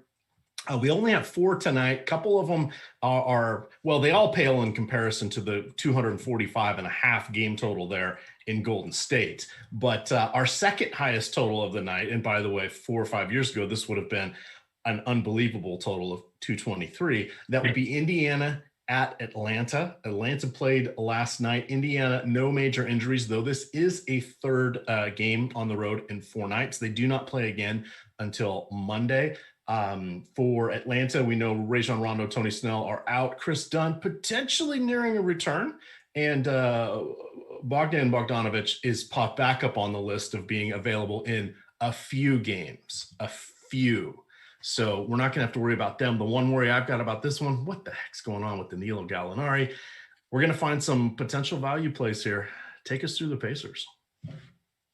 The Pacers side of things, for me, at least on the FanDuel side, really begins and ends with the top 2 guys, Brogdon and Sabonis. All about both of those guys. They're going to be in a pretty good amount of my lineups. I'll see how Sabonis comes out in terms of the power forward spot, where I was getting a few different guys. We've got some good value there with Noel. So we'll see how that comes out in the wash. But I was getting a massive amount of Malcolm Brogdon. I don't expect that to change. It looks like his ownership came up slightly since earlier in the day, but he's drawing right about level ownership in our boom bust tool on FanDuel. Over on DK, looks not equally strong in terms of his optimal lineup appearance rate, but relative to the site, I'm saying not in terms of the raw number, but relative to the site, he's still very strong. And you're getting him at positive leverage over there, only 22% owned. Excuse me. So I do like the Brogdon play across both sites. You're getting a little bit more depth out of the Pacers on DK, where you can get Miles Turner for pretty cheap, 5,800 as compared to 66, and only using 1 center over on FanDuel. So I like him a lot better over on DK. You can't move him around anywhere except center or util, which limits him a little bit relative to some of the other guys at the spot, but he's not getting owned very much at all. So I definitely think we can look there. And then Dougie McBuckets at only 4,300 is in play there. He's in play on FanDuel as well at the small forward position. But I feel like there are a few more guys that, kind of mix and match into that, where they're outstripping them by a little bit in terms of the rates that they appear in the optimal lineup, in terms of my raw projections, the amount of times they hit the target score. So I like guys a little bit better than some of the mix and match options over there, but I don't have a problem with Turner, McDermott, and McConnell on FanDuel.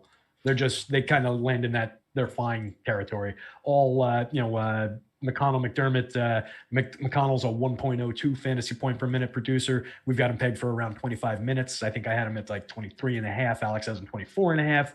Dougie McBucket's like a 29-minute projection, but he's a 0.77 fantasy point producer. So needs the shot to go down, does some other things, but really needs to make some shots to really produce for us. So he's on the board, but not super, super reliable. Not a big-time upside play either. Right. For those of you doing a little hockey like I am, Tartar looks like he is going to be out tonight, unofficial. That's from Montreal. He is not warming up on the ice. That's one of the great things we have here. Where's that news coming from? Well, it's coming from our Slack chat. Are we broadcasting that? No, we're broadcasting it to our premium members, but that's something that we do offer here at Awesemo that really no other site has. So there's no real DFS NHL Twitter. There are beat writers and ardent fans, etc. But this is one of the best things that we have going for us. So we're keeping that one behind the paywall. You can get Ron, the news god, giving you all the NBA updates and all of that in one nice consolidated place on our premium Slack channel as well. We just devoted one channel to it for him, but we also, of course, put that out on Twitter. But nice little bonus here for us. You guys can sign up for several different packages that we have. If you want to do one sport, you want to do 1 week, you want to do 1 month, there's a variety of ways to get in. Go to awesemo.com/join and check that out. All right, Terry, Atlanta. Apparently, John Collins potentially on the trade block. I don't know what he'd really be worth. A second round pick, maybe? I think he has 1 more year still remaining on his contract. He's a talented young guy, but just doesn't seem to be a good chemistry fit at this point. That shouldn't impact tonight's game. Do you like him? Maybe a little Clint Capella? We know that there's a lot of rebounds to be had against that Indiana Pacers front court. Yeah, I could definitely see Capella having a not off the radar game, but he's a guy that just seems to slip under where he should be owned a lot of the time. And that does look to be the case just by a little bit today, going by Alex's numbers. But I definitely think with his rebounding, with his ability to rack up some block shots and score the basketball a little bit, I definitely think he's on the board. The numbers are bearing that out. A little bit more so on the FanDuel side of things. 23.5% of the optimal lineups on FanDuel is compared to only 12% over on DK. So definitely looks like a sharper play there, despite being right around the same price. Basically double the boom score probability from Alex as well. Get a nice on-target score from him. So I'll have some of them on the singular center site where we can mix and match some of those guys. Gallo, like you mentioned, is kind of the big question mark. How much is he going to play? Alex has him at 27 minutes. I think that's a little bit bullish. I had him more in like the 24-minute range, and I'm even nervous about that. They've been yanking him in and out of the rotation as far as getting into those 20-minute range. I think last time out he was like 16 minutes, but they had like all the starters sat the fourth quarter in the last game, and it was like scrubs on scrubs, and then the Atlanta scrubs were beating the San Antonio scrubs. So it looked like a little bit of a comeback in the box score, but it was really just kind of inconsequential to any of this. So if Gallo gets minutes, I think he looks like a good play for 4,000 on FanDuel at the small forward spot. 4,500 on DK, also in play, small forward and power forward eligibility. So you can move him around. He's a movable piece for sure on that if we're trusting the minutes. That would be the big question mark. It's a little bit of a gamble, but I think we kind of have to go with it. Only a 4-game slate. There's only so many different ways we can go. And I think that might be helping suppress his ownership a little bit. So we're probably benefiting from where we're taking the risk, which I like to do. If I'm going to take a risk, I like to see something on the other side of that in terms of getting some upside out of it, which I think we do on the ownership front. Trey, obviously, I'm always happy to roster Trey. That said, he's slightly over-owned, but nothing we can't overcome. Get to the field, get a little bit beyond the field. That's fine on both sides. Definitely in play. Not coming up in the optimal a ton of time, but he's going to be a focus guy. Pricey, 10-2 on FanDuel. Like the price a little bit better on DK at 9-8. Which gives him a slight edge in his boom score over there. But he's definitely going to be a focal point of the offense. And then you mentioned Collins. I do like him.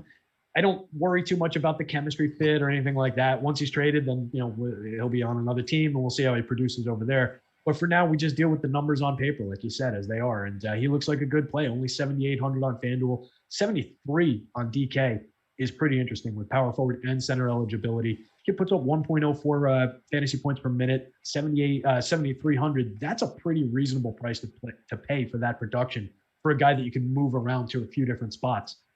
There's a bunch of guards that I liked the look of building, using as kind of a building block, a core, if you will, between point guard, shooting guard, and flex, where you can kind of grab 4 of them.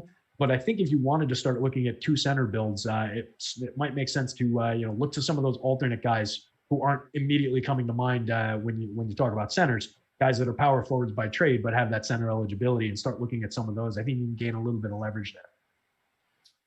All right. Before we head on to our next game, I do want to point out that sponsor of tonight's show, SuperDraft, has a $50,000 contest tonight. Their NBA jump shot, $10,000 going to first, $15 entry fee to get in that. If you have not yet signed up, when you do, make your first deposit, use the promo code Awesemo21. That's Awesemo21 to get $50 free when you deposit 50 or more. You can download SuperDraft in the App Store or play at superdraft.io. Play at SuperDraft today. No limits, more winning. I do want to point out that they are using Overlay as a marketing tool. They're locking at 7:30 tonight, and I don't think a lot of people are going to be jumping over there. This is a good way to help build your bankroll. And then, of course, that money that you win there is just as good on any other site. Just throwing out a few tips and tricks here for you guys. Second game of the night here, and we'll have plenty of time for questions tonight. We have Houston at the Knicks. Christian Wood, Victor Oladipo, PJ Tucker PJ Tucker is in, but Oladipo and Wood are out. Mitchell Robinson is going to have surgery on his hand, which he fractured last night against the Washington Wizards. He'll be out 4 to 6 weeks. I haven't seen the Derrick Rose news yet, but I suspect we will have that before lock. I'm guessing he's probably not going to play on the back-to-back. But what do I know? I don't know that it helps or hurts anybody, whether he's in or out. They have a plethora of backcourt players there. The guy I think that maybe it helps is RJ Barrett, but boy, do they just hate him, Terry? This is your team. What's up with your Knickerbockers here? And what do we want to do with how much Nerlens Noel is too much Nerlens Noel?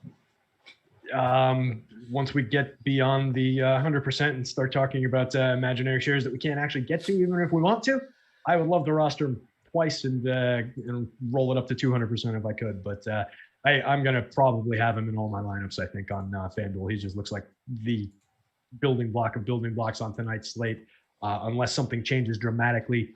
In this crunch that I ran across my lineups, across my projections and Alex's projections, shooting for 1,000 lineups, we came up with 979 after we took out duplicates. I got 85% Nerlens Noel, 829 out of 979 lineups. I assume through my sorting process, that's going to come up 150 out of 150. Second highest owned player, Malcolm Brogdon. So yeah, I'm going to have a ton of Noel. I expect him to, play a good amount of the minutes. It's 100% up in the air, like everybody's talked about across every show we've done today. Nobody really knows where these minutes are going to land. It's most likely going to Taj Gibson after Nerlens Noel. He's a Tibbs guy. Tibbs has brought him to every team he's ever coached, and just loves the guy, just like he loves Derrick Rose. He talked about it in the paper. Derrick Rose came out and talked effusively about Tibbs and their special relationship and yada yada yada. All that's going to amount to if Rose goes, I think he's going to get closing minutes, which could impact whether Noel's on the court or maybe they use Randall as a small ball 5 if it's a close game and they're trying to close with a good offensive unit. Because I don't think you really need to worry about size in that case. Boogie's going to be there, but if they're looking to score the ball, it's not going to be Noel on the floor if Rose is in. If he's not in, I assume they just go with Noel and Randall side by side, and it doesn't impact him. That would be the one way that I think Rose impacts the game if he goes. Taking that out of the equation, though, I was talking about Taj Gibson. I think Taj gets most of the backup minutes at the center spot. I would try and avoid playing him and Noel side by side just because it's going to be probably a true starter backup kind of a rotation. I don't see them getting minutes. The questionable guy is Obi Toppin, the rookie, and what's going to happen with him. He's not gotten a ton of run. He doesn't look like a very good NBA player so far. I would much rather have Halliburton on the team, but it's the Knicks, so what can you expect? At least we got a good pick late in the first round that should have been a second rounder, but that's neither here nor there. So Toppin, if I get a few shares of him, I'm okay with it, but I'm not really expecting much out of him. Doesn't look like I got him. I do have a ton of Julius Randle though, so I expect to have a lot of Randle, a lot of Nerlens Noel, and I'm okay playing them side by side. I don't think it's a major issue. Oh, that's why I wasn't seeing Obi. He's a small forward. I do have some Toppin. He is in 78 of these lineups, so 8%, which is actually slightly more than RJ Barrett, who on FanDuel is not at the greatest price for what his role is. His minutes have come down. His production has come down a little bit. He's not the most efficient player in the world, so he needs to actually see those 35, 36 minutes to produce the value that we saw from him earlier in the year. So I think at 5,300, that's actually not as high a price. Yeah, 5,300 still isn't getting him in. Let's put it that way. So it is too high a price for him still, and I'm just not liking how he's coming up. I think he needs to play a little bit more to produce value even at that price. Let me see where he's coming up in terms of target score. If you got something, feel free to jump in. That's my basic next take. All right, yeah, and just I wanted to clarify a little bit. Yes, if Rose is out, that's going to open up some minutes for the guards. We just don't know who it's going to go to. Is it going to be Elfrid Payton? Is it going to be Quickly? Is it going to be RJ Barrett? They each get a little bit of a boost, I think, but the uncertainty doesn't change from that one. So everybody's viable on the 4-game slate. Those guys are all definitely in play. I didn't want to make it sound, or I wanted to clarify that I'm not dismissing them as options. It's just, I mean, put the 3 names in a hat and draw one out, and that's going to be the guy that you want to play. I don't know what else to say on that one. Yeah, that's tough. I assume it goes to Elfin quickly. Who knows how it gets divvied up? Who knows which one of those 2 guys ends up closing? But I would expect a regular closing unit with one of those 2 guys with the point, and then the 2 bigs in there, not the one that I talked about in the event that Rose was in. So, yeah, I think it's an ugly team. It's an ugly spot. They bring down the value of the game overall. But I like the other side just a lot better. I think there are more plays to go to on the other side. Just taking a look at my own numbers on RJ there, I was going to pull up. He was hitting his target just about 5% of the time, even at 5,300 there. 5,300. I've got him. We need a 395, I think was the target I used overall tonight. Got him needing 36.9 points, getting there 5.47% of the time, 5.16 with Alex's numbers. And he's a little bit over-owned for that. So I don't really need much of him. All right. Let's see here. Ooh, doubled up on hockey today. So did want to say, I know people were making fun of me for talking about it. I don't watch the games. I probably spend about 10 minutes, 15 tops per slate to set up everything. And it is my most profitable sport. Just saying, the tools at Awesemo are really good. That's why we like to talk about them. See a lot of people in chat complaining about losing or etc. We have the tools here that can help make you a winning player. At the very least, you should at least have a fighting chance to be a break-even player. And as long as you can avoid that deposit button, that seems like a good idea to me. So no Victor Oladipo as we look over to the other side of this game here, Terry. We have the 213 and a half implied total, actually the lowest of the slate. No Christian Wood, no Oladipo, and PJ Tucker is going to be in. So the guys I like, no surprise, it's going to be the same ones everybody else does, but would definitely be John Wall. So when he actually produces a little bit better on a fantasy point per minute basis when Oladipo has been on the court than when he has been off, I'm just going to chalk that up to small sample size. I think John Wall is still a very good player. He's averaging just shy of 1.2 fantasy points per minute. He should get 32 to 36 minutes tonight. And then after that, similar to the Knicks, we have a bit of a mess. You've got Eric Gordon, Daniel House, David Nwaba, and Sterling Brown all kind of chipping in here. You could even throw in Jayshawn Tate. You've got DeMarcus Cousins, who has seen his minutes and production be a little uncertain. I think this is a great spot for him tonight. I'm comfortable with that. Anybody standing out for you on the Rockets? Start off with Wall and Cousins. Yeah, I think it could easily be a good spot for Marcus Cousins. He's coming up. Let's see where he's got in Alex's numbers here. Yeah, he's come up a decent amount. So 32% optimal on FanDuel, 17.4 over on DraftKings, where he costs 6,500. A little cheaper on FanDuel. So I like building him in there. I'm just curious how much I got to him in this last crunch here. I just think there's so much opportunity for the Knicks to get abused on the inside, and we've seen him produce. It should be a game where it's very competitive, and I'm not too worried about the slow pace or the Knicks defense really affecting what he needs to do out on the court to have a productive game. It's really only going to be about the minutes for DeMarcus Cousins. So he's my lead center right now. 42% of I just deleted a bunch of lineups out of there, so now we're down to 717 lineups, and he's in 42% of those. So definitely going to have a good amount of boogie against my Knicks, which I think makes a ton of sense. When we see the price that low on him and we see him with the upside to north of 30 minutes, I think he's kind of a plug and play regardless of recent performance. The guys on the previous show talked about some of the fluctuating minutes and the happenstance over the last 3 games, with just, game flow and the way those things were going. So assuming things are close, I think he's going to be in there and he's got an opportunity to absolutely smash. Definitely getting to a good amount of John Wall as well. He was the leader at one point in the day in terms of optimal lineup appearance. Not much has changed. He's come down slightly in comparison to other guys. But right now, I mentioned Brogdon is my second highest owned overall player. Wall is my second highest owned point guard, pretty much right behind him. So I'm going to have a ton of these 2 guys. And it looks like I'm going to have a good amount of Steph Curry. So I'm really rotating those 3 through a good amount of my ownership. And it sounded like you were just getting interjected. Did somebody just go out or something? No, I was trying to fix my hockey labs, okay. but I was a little dismayed that I forgot to say, hey, we've got free MMA projections. I'm sure Nightbot's been talking about that, but dropping those in. MMA does lock in 2 minutes, but DK, of course, does have their 8 o'clock start primetime game. We have the NHL top stacks. That's going to lock in 2 minutes here, but you can also utilize this for their late slate. They've got one going off at 8 o'clock today. And then the free content, which I will also drop in here for NBA, is the Awesemo Big Board.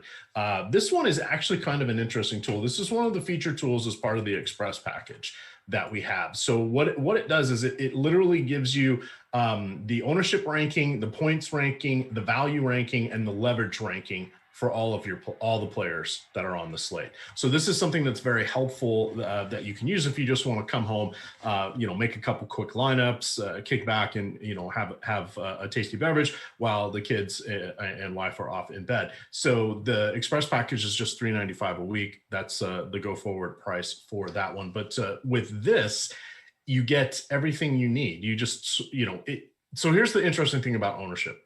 Once you get past the top 5 to 7 guys, does it really matter a whole lot, Terry? Yes, it does if you're getting nuancy and building out a whole portfolio of 150 lineups. But if you're building 2 or 3, as long as you kind of are directionally correct, is it really going to kill you? No. So you don't need that 0.5% owned guy in there. You don't want that 0.5% owned guy. He's 0.5% owned for a reason. Most of the time, he ain't going to get there for you. Every now and then you see one break loose and 0.1 owned guy and he goes off. But that's not what we're looking for. It's about those low owned combinations, which you can get to with guys that are even all double digits. If you've got a couple of guys at like 12% owned in alongside your 30s and 40s, that's probably going to get you most of the way there. Maybe you go down to a guy that's like 8 to finish it off, but it's about those combinations, how owned they are together, not just having one unique guy.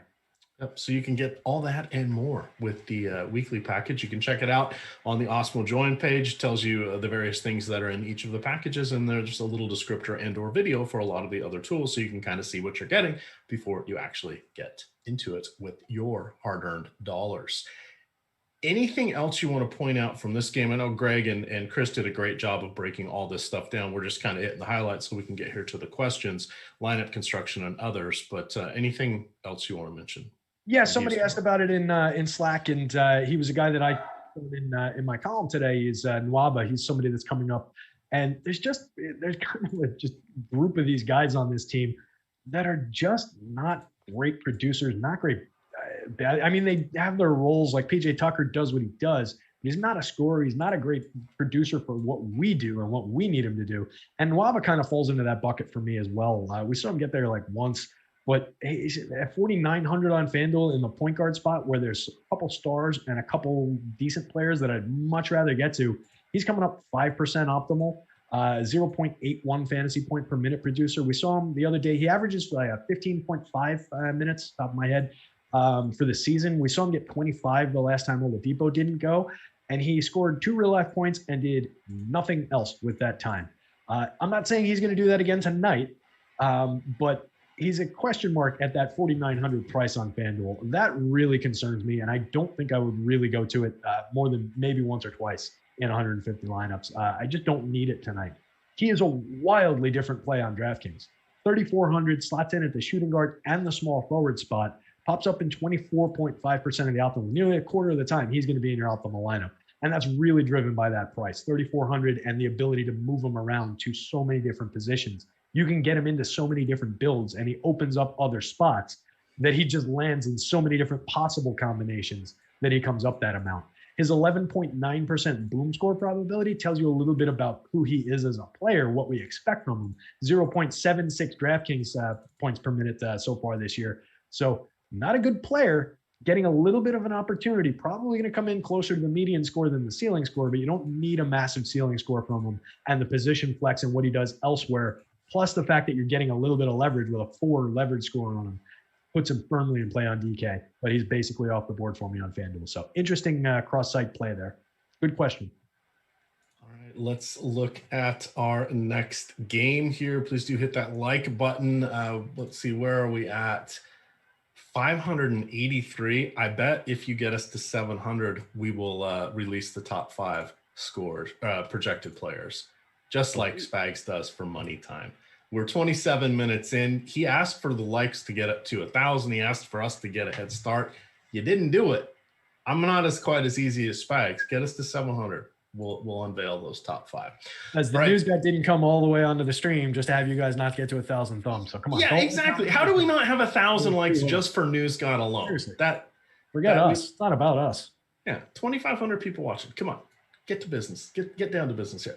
All right. Speaking of getting down to business, Brooklyn at Golden State plus 3.5 for Golden State. They are home dogs by a bucket. 245.5 over under. No DeAndre Jordan. He's out for personal. No James Wiseman. No Kevon Looney. Love this game. How many players can we get from it? Well, that's going to be a little bit tricky. For me, Kevin Durant, probably my primary option. Did you know this will be the first time he has returned to Golden State in an opposing team's uniform since he was with the Thunder? Now, they did play on opening night, but that game was in Brooklyn. He had a very efficient 40 fantasy points in 24.5 minutes. He's Kevin Durant. That's what he does. I figured he's going to play a lot of 5 tonight, and the nominal 5, if not Jeff Green. Jeff Green will probably get the start, but, they're going up against Durant and Eric Pascal and whomever else is going to be. I don't think we'll see Norvel Pell. On the other side, I have Steph Curry. I'd love to play these guys together, if at all possible. In his last half dozen games, Curry has shot 56% from the field, 49% from three-point range on 13.8 attempts per game. In this stretch, he has games of 10 and 11 made three-pointers. That's pretty awesome.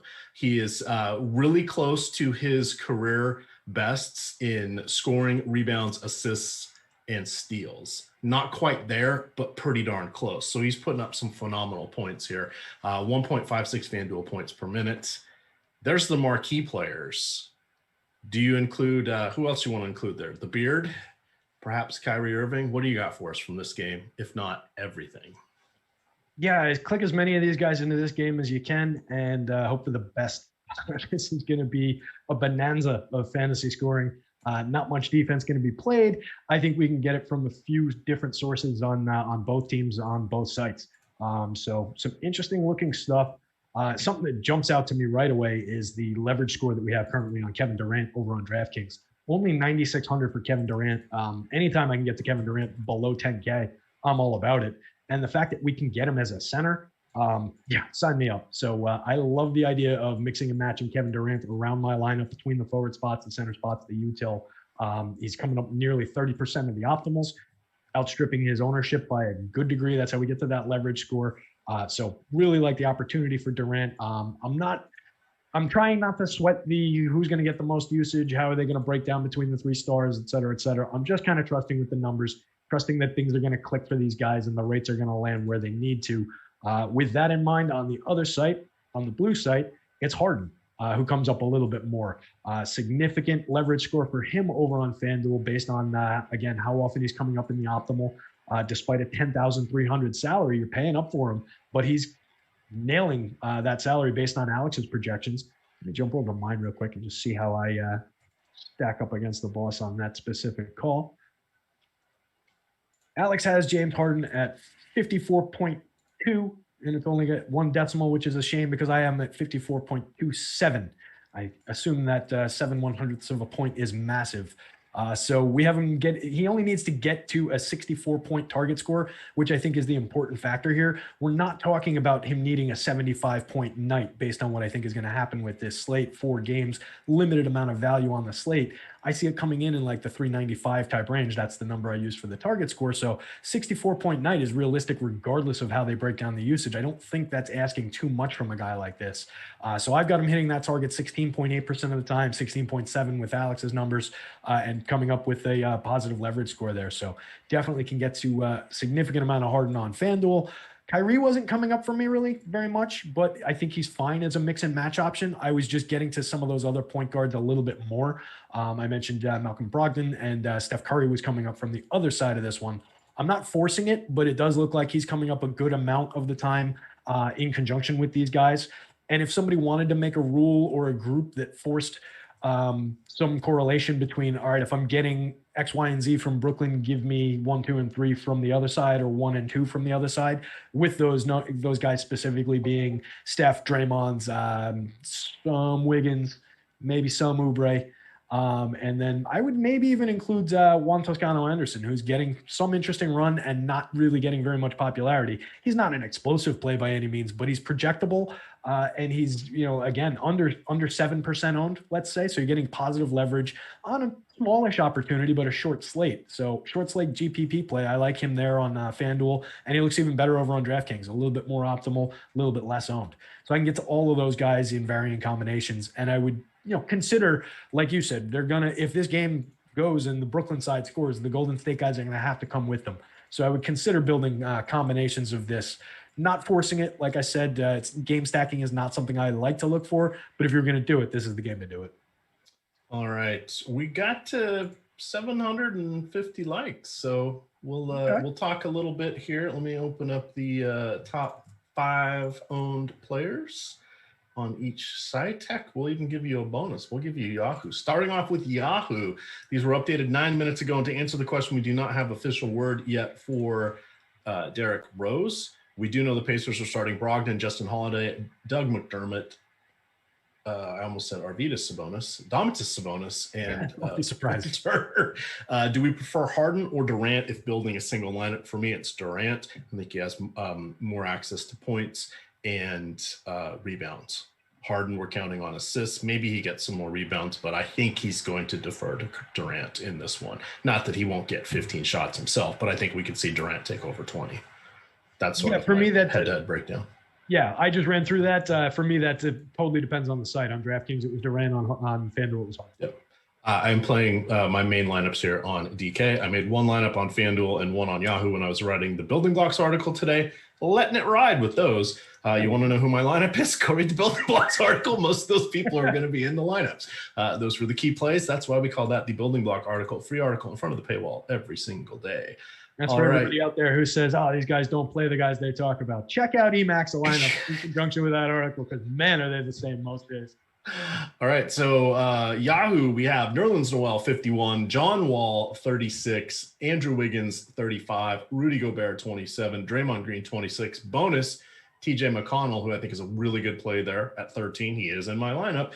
He is at 26 as well. FanDuel, we have Noel at 47%, Wall at 44, Brogdon at 43.7, Jordan Clarkson at 41, and then DeMarcus Cousins, Julius Randle kind of tied there at 31. Extra bonus, you got Kevin Durant next. Now, see, you could have just these rankings. You don't even need the percentages, but you could have those rankings with the NBA Express package. Just saying, don't have to wait for 1,000 likes or 750 on Saturdays. DK, 34% John Wall, 30% Jordan Clarkson, 27% Nerlens Noel, Malcolm Brogdon, 25, Steph Curry, 25, Eric Gordon, Domantas Sabonis, and Andrew Wiggins just missed the cut between 22.5 and 23.5. Look at that. Who says I never give you guys anything? Come on. Generous fellow. Final game. You mind, before we jump to the next game, just because it came up, somebody was just asking for a potential pivot off of Nwaba, and another person asked about groups for Fantasy Cruncher today. And I think those are kind of in conjunction with one another. So going back to that Houston game, the only groups I made for Fantasy Cruncher, one was to just wall off to make sure that I wasn't getting any of Taj Gibson and Nerlens Noel together. The other one was to wall off some of these Houston guys that I read off before that are in that Daniel House, Sterling Brown, David Nwaba, and Jayshawn Tate specifically. I put it so that I was only getting one of those guys max. I think you'd be fine getting two, but I don't love the idea of putting the two of those shooting guards side by side. So I'm going to keep it at one. That was the only other group that I made today. If another one jumps to mind for you, I think the people would love to hear it. But for me, that was the only one that really stood out. No, the Nerlens Noel, Taj Gibson's actually a really good one. I don't think we'll see them together. I don't know who is going to close in this one. It probably depends on the score of the game and some other situations, but we'll see. Quick question here: Sabonis or Randall on FanDuel? Ooh, good question. Do we have both? Let me see. Well, since we can get Noel, let me get down to the power.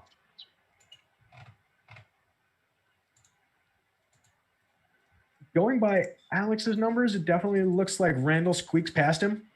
But I do like the idea of, since we've got that value with Noel, maybe we don't double up the Knicks front court in that matchup against Boogie, who could potentially draw some fouls on these guys, et cetera, et cetera, et cetera. So maybe we stretch it over to Sabonis. You're not really sacrificing very much in terms of the upside. You're just paying up for him. So I think, given the lack of much difference outside of everything but salary, and the fact that we can probably afford to do it, I think we're okay doing that. You're talking about 1.22 fantasy points per minute out of Sabonis versus 1.2 out of Randall. Very similar 37-ish minute projection. So it really all comes down to that salary. If you've got it to spend, I don't mind jumping to Sabonis so that you're not doubling up Knicks. If you need the money, I don't mind playing Noel and Randall together at the power forward. All right, we're going into our final game. I am feeling generous tonight, so we got 16 minutes. I'm going to drop in 10 DK $1 head-to-heads here into the lobby. Username EMac. Have some fun. I am just going to be playing, essentially, I'm locking a few of my building block plays from my article, and I'm going to let the Awesemo projections fill out the rest. So nice. We shall see. If you were choosing between Brown, and David Nwaba, who would you go for? That's from Eric in Leesburg. Choosing between Sterling Brown and David Nwaba? Bruce Brown and David Nwaba. I'm looking at really cheap people right now because I'm trying to get 3 mega stars, 3 former MVPs in this lineup, baby. Jeez. Would you answer that by, can I counter with Daniel House? I guess he's a small forward, so I guess. So how do you feel about Danilo Gallinari versus Daniel House? And then we'll talk about our slow, sluggish game here at the end and take some questions. I'm getting to a pretty good amount of Gallinari, which concerns me. I talked about the minutes and the unpredictability there, but he's coming up a good amount. And I mentioned you're taking the risk, but you're getting something for it in terms of if we knew he was getting the minutes, he would be more owned, I think, in this spot at that price on FanDuel. So for 4,700, give me the guy who is a much better overall producer just over the course of his career. 0.98 fantasy point per minute producer last year. We've seen him go beyond that. Daniel House, 0.71 last year. This year it's closer, 0.77 for Gallinari and 0.70 for Daniel House. But we know there's significantly more upside in Gallinari. That's not a real question as in terms of who's the better NBA player out of those two guys. So if I could rely on getting the same minutes, it would be Gallo all day. It's just about that minutes question, but I'm still willing to ride it and go with the minutes or go with the Gallinari. All right. Final game of the night here. This one is going to, let's do one more question. Pick 2, Hero, Ingles, Clarkson, DK, GPP. I would take them, Ingles, Clarkson, and Hero. That brings us into our final game of the night. I'm not a fan of Jimmy Butler in this one. I just feel that he's in that sweet spot on DK where I'd rather try to get to the 3 or 4 big guys from the previous game that we just spoke about as opposed to going to him. I think Gobert is okay. I like Ingles. He has 5,700 on DK. I'm trying to figure out what I want to do with that. And then I think Clarkson is okay. Outside of that, I'm not really intrigued by anybody from Miami. What do you like on either side here? This one so far for me was kind of all about Clarkson. He's the guy who's really coming up a fair amount. 4,700 on FanDuel is a misprice. Greg talked about it on the last show. I totally agree. I think that puts him in a weird tier where you kind of have to get to him. So I was getting a ton of him. I was getting some Ingles. I'd like to get to more Donovan Mitchell just on general principle. I think he's an excellent player. I think 8,300 is still a fair price for him. He should be a little higher than that. And the field is about level with the amount of times that he's coming up in the optimal for Alex, the amount of times he's hitting the target score for me. So I think it's totally justifiable if you want to push Mitchell and give him a little bit of a bump into your lineups. I don't really have a problem with that. So I could see getting to a good chunk of all of those guys. I don't think I was getting to anybody on Miami. I'll see how it comes out on the wash in this next sorting process. Let me just take a look at what they look like in Alex's numbers, see if I'm missing anything. Yeah, I mean, the top guys on Miami between Nunn, Butler, and Bam are all like half the amount of as optimal as most of the other guys we've talked about from these other games, even from the other side of this game. So I just don't think they're really on the board. They're fine for mix and match pieces. Like, I would never fault somebody for playing Bam. He's a terrific player. Jimmy Butler's a star. But for the prices you're paying for the comparative plays at those positions, they're just not really coming up truly optimal. And you're going to be right there with the field unless you really push it, in which case I think you'd be making a mistake. And they look a little bit worse on DK. So really not very much into the Heat today. Going up against a pretty good defensive team in Utah. So just really don't like it, not getting to a ton of them. All right, over on SuperDraft at superdraft.io, they have 1,300 spots left in their marquee contest tonight. My guess is it gets up to about 3,100. That's going to be about 800 shy. Their 4-point play right now is 1,500 short. I'm guessing that one's going to go up about 700 shy, and their and one is 3,000 short. I'm guessing a lot of people just throw in there for $1, but that one's probably going to go off rate free as well. So definitely jump in there. They've got some nice contests. They've got some single entry stuff, 50-50s, double ups, etc. Use the promo code Awesemo21. That's Awesemo21 to get on in there, and they will match up to 50, or they'll give you $50 if you put in $50 or more. All right, Bracken Peterson wants to know, where is Money Time? Well, Money Time was on the show before us, and I actually went through it. So if you back up just a little bit, I actually gave you the 21 most popular plays across the 3 main sites combined player pool. Let me see here. What else do we have? I'm trying to upload some stuff here. Do you want to see if there's any questions? Are you loaded? I should ask that first. I'm not, but I am basically there, so I can do that. KCMO24 asks, anyone know if Rose is confirmed in? The news god confirmed not yet. Weird because the lineup is in. So that is kind of a strange question mark still around our pal Derrick Rose. If he goes, I talked about it earlier, I don't really think he's going to get significant run. Alex had him projected like 20 minutes. But where he could have an impact is around the closing run. Tibbs is on the record is basically saying, I brought Derrick Rose here because he's one of my guys, and I think he's going to close for me.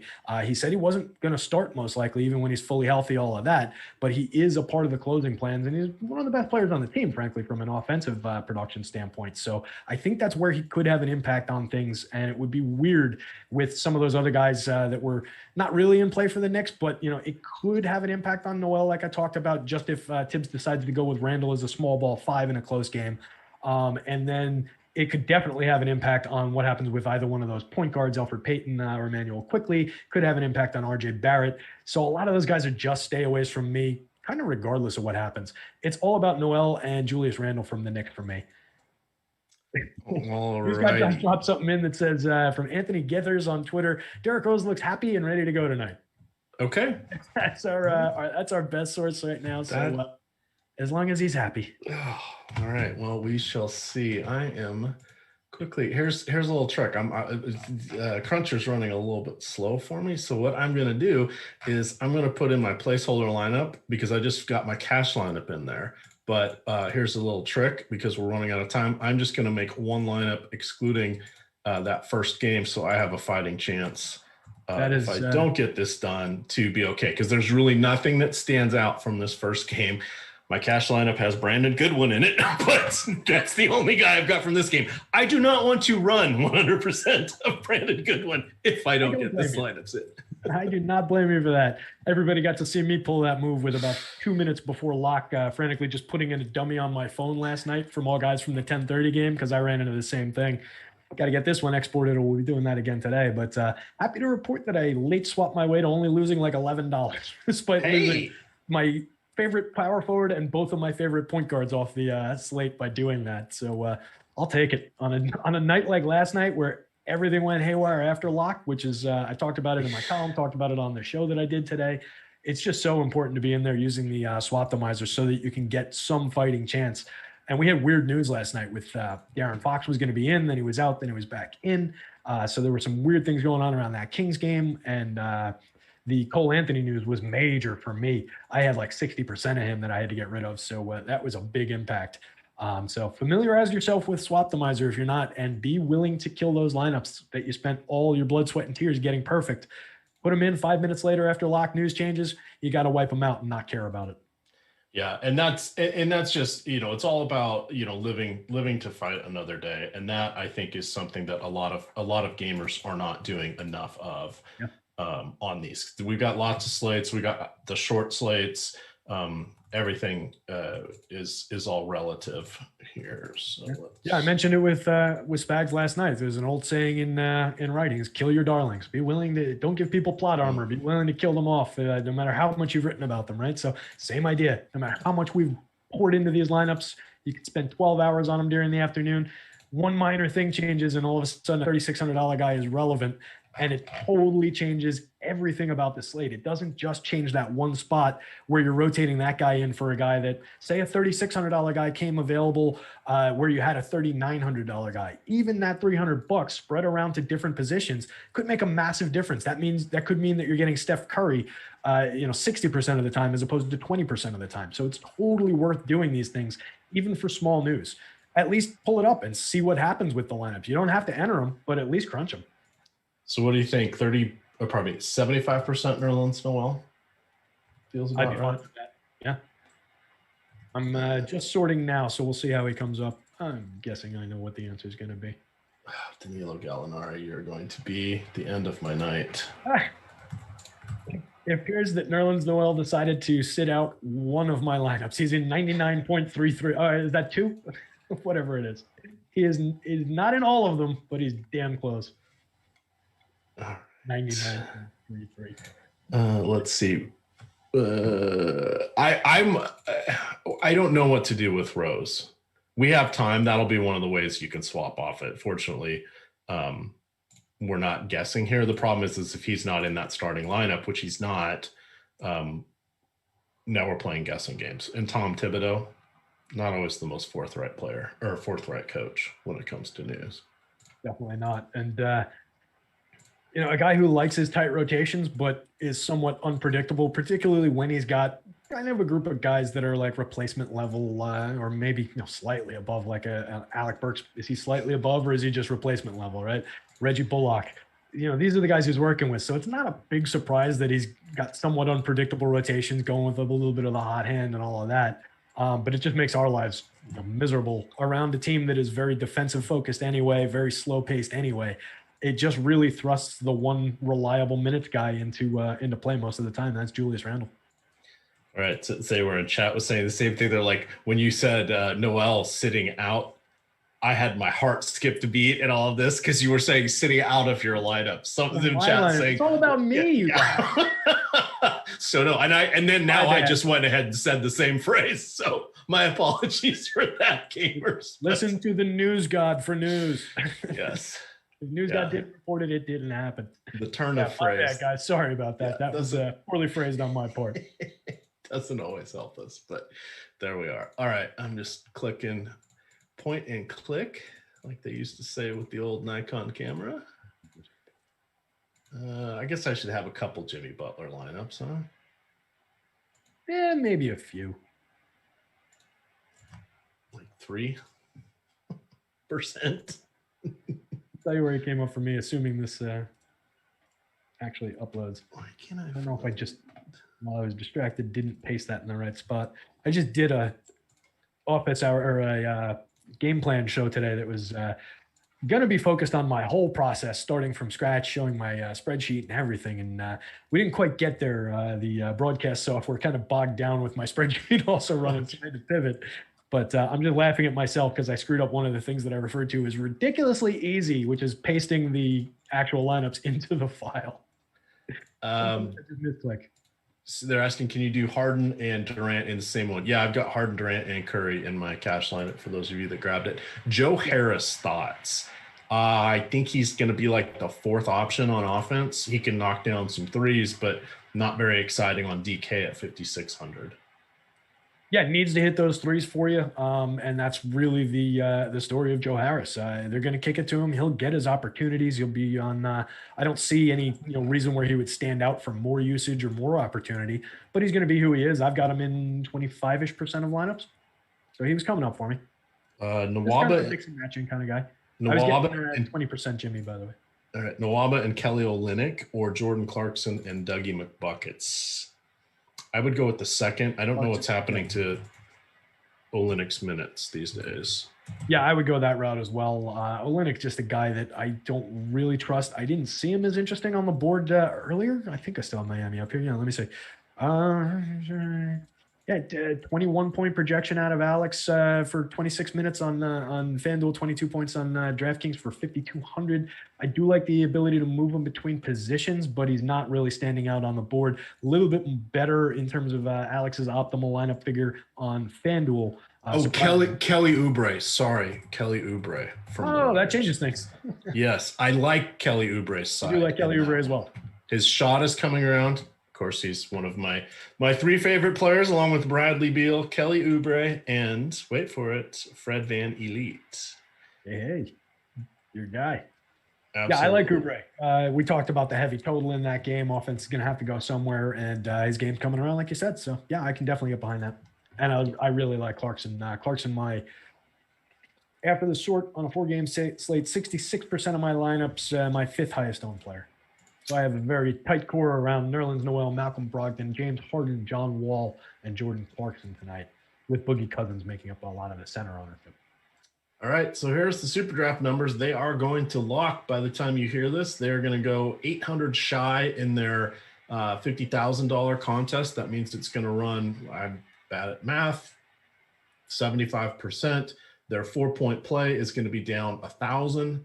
That is running at 75%. Their NBA and one, that's their dollar contest, that is going to be down by about 2,000. That is running at about 75%. That means there's no rake on their site tonight. The quarter contest might fill. Hey, anytime you can get in with no rake, that's a big win. Yeah, that's even better. Yeah, it's our longtime coworker of mine across 3 different companies, Fast Eddie Fair, always said that. There's nothing I can tell you that's better than getting overlay like that. Yeah. Now, you have to monetize it, but you're playing against that many fewer players or gamers and entries. And it's always nice when you start the game's lock and you're making more money than you put in without any stats happening. So this is important stuff. They're going to use this as their marketing tool. We have their projections on our site. If you come in and make an account there with your first deposit, if you use the promo code Awesemo21, that's Awesemo21, put in $50, they'll give you $50. Boom. That's called Super Cash. It comes out of your account first. I'm looking at my account right now. It's nicely laid out. They've got tickets, they've got Super Cash, and then they've got your balance. There's a little blue button there called deposit. I haven't had to hit that yet, but I'm on a little bit of a bad streak here on SuperDraft. Fortunately, I'm going to say it again. My hockey winnings keep chugging along on DraftKings, and that money spends at the other sites just fine. Telling you, the Awesemo tools are pretty amazing. Any final thoughts? In case anybody out there thinks that EMac is just saying that as like a promo read or something like that, you cannot understand the amount of times he DMs me just saying like, hockey lineup save me again. I was down 15%. And now I'm up 15 in the hockey lineups. So that is very real. He does that, and he doesn't spend the time on it. It's just with those projections. So the site can get you there, guys. Yeah, and poor Jake Hari, I always kindly send him the good screenshots thanking him for the projections with a little dig there just because I can. So we are there. We're starting this all over again tomorrow, guys. We got all sorts of stuff. Sunday strategy show for NBA kicking off now with that football is not kicking off. 10 a.m. You're going to get Laffy and Josh breaking down the slate. And we have a big slate tomorrow. I want to say it's like 9 games. It's one of our biggest Sunday slates that we have. 1:30, we're going to have live before lock NASCAR. That is for the, why am I blanking on it? Daytona 500. I had Talladega stuck in my head. I was messaging Eric Lindquist the different types of racetracks, and I was stuck on Talladega and saying that Talladega and Daytona are their own unique things. But yeah, I was telling him about that. 5 o'clock, you're on the deeper dive. You're going to have you and Lafayette breaking that one down, and then at 6, we're doing live before lock. You're getting 2 hours thanks to SuperDraft now on the weekends. We're going to get live before lock with myself and Eric Lindquist. You can check out everything but the live before locks on the Awesemo Podcast Network. We do have, we had a NASCAR show earlier today with Phil. You can listen to that now. Daytona, again, different strategy than any of the other racetracks. It's super speedway. You want to play people from the back. Most people know that. We're going to tell you how to get your lineups a little bit different. So you have a chance to see your name in lights. Final thoughts, Terry. I'm looking forward to playing a little NASCAR. I tend to be maybe a little fishy with NASCAR DFS and a little bit with PGA DFS. I jump in for the big majors and things like that, the big races. So this one's obviously on my radar for the Daytona. I'll be jumping in and looking forward to the show there. Get behind the paywall, even if it's for a week, and check out the Top Drivers tool if you're entering the Daytona, if you're playing DFS for it. That thing is awesome. It's all I'm going to look at tomorrow. I don't have projections. I don't have anything. I'm going to look at that thing and I'm going to crunch some lineups while I watch the show. I'm going to enter 150. We're going to see what happens. Excellent. That sounds good. Thank you, everybody, for sticking around with us. Hit that like button on the way out. Get us up to 800. We're at 799 right now. Come on. Someone be lucky, number 800. I'm sure that good fortune will shine on you tonight. With that, gamers, you can follow Terry on Twitter at DigitalB21. I am at EMac DFS. And of course, it is Awesemo_COM. Check out the pinned tweet on how you can win one full free month of Awesemo by just answering a simple question about the Daytona 500. With that, gamers, good luck.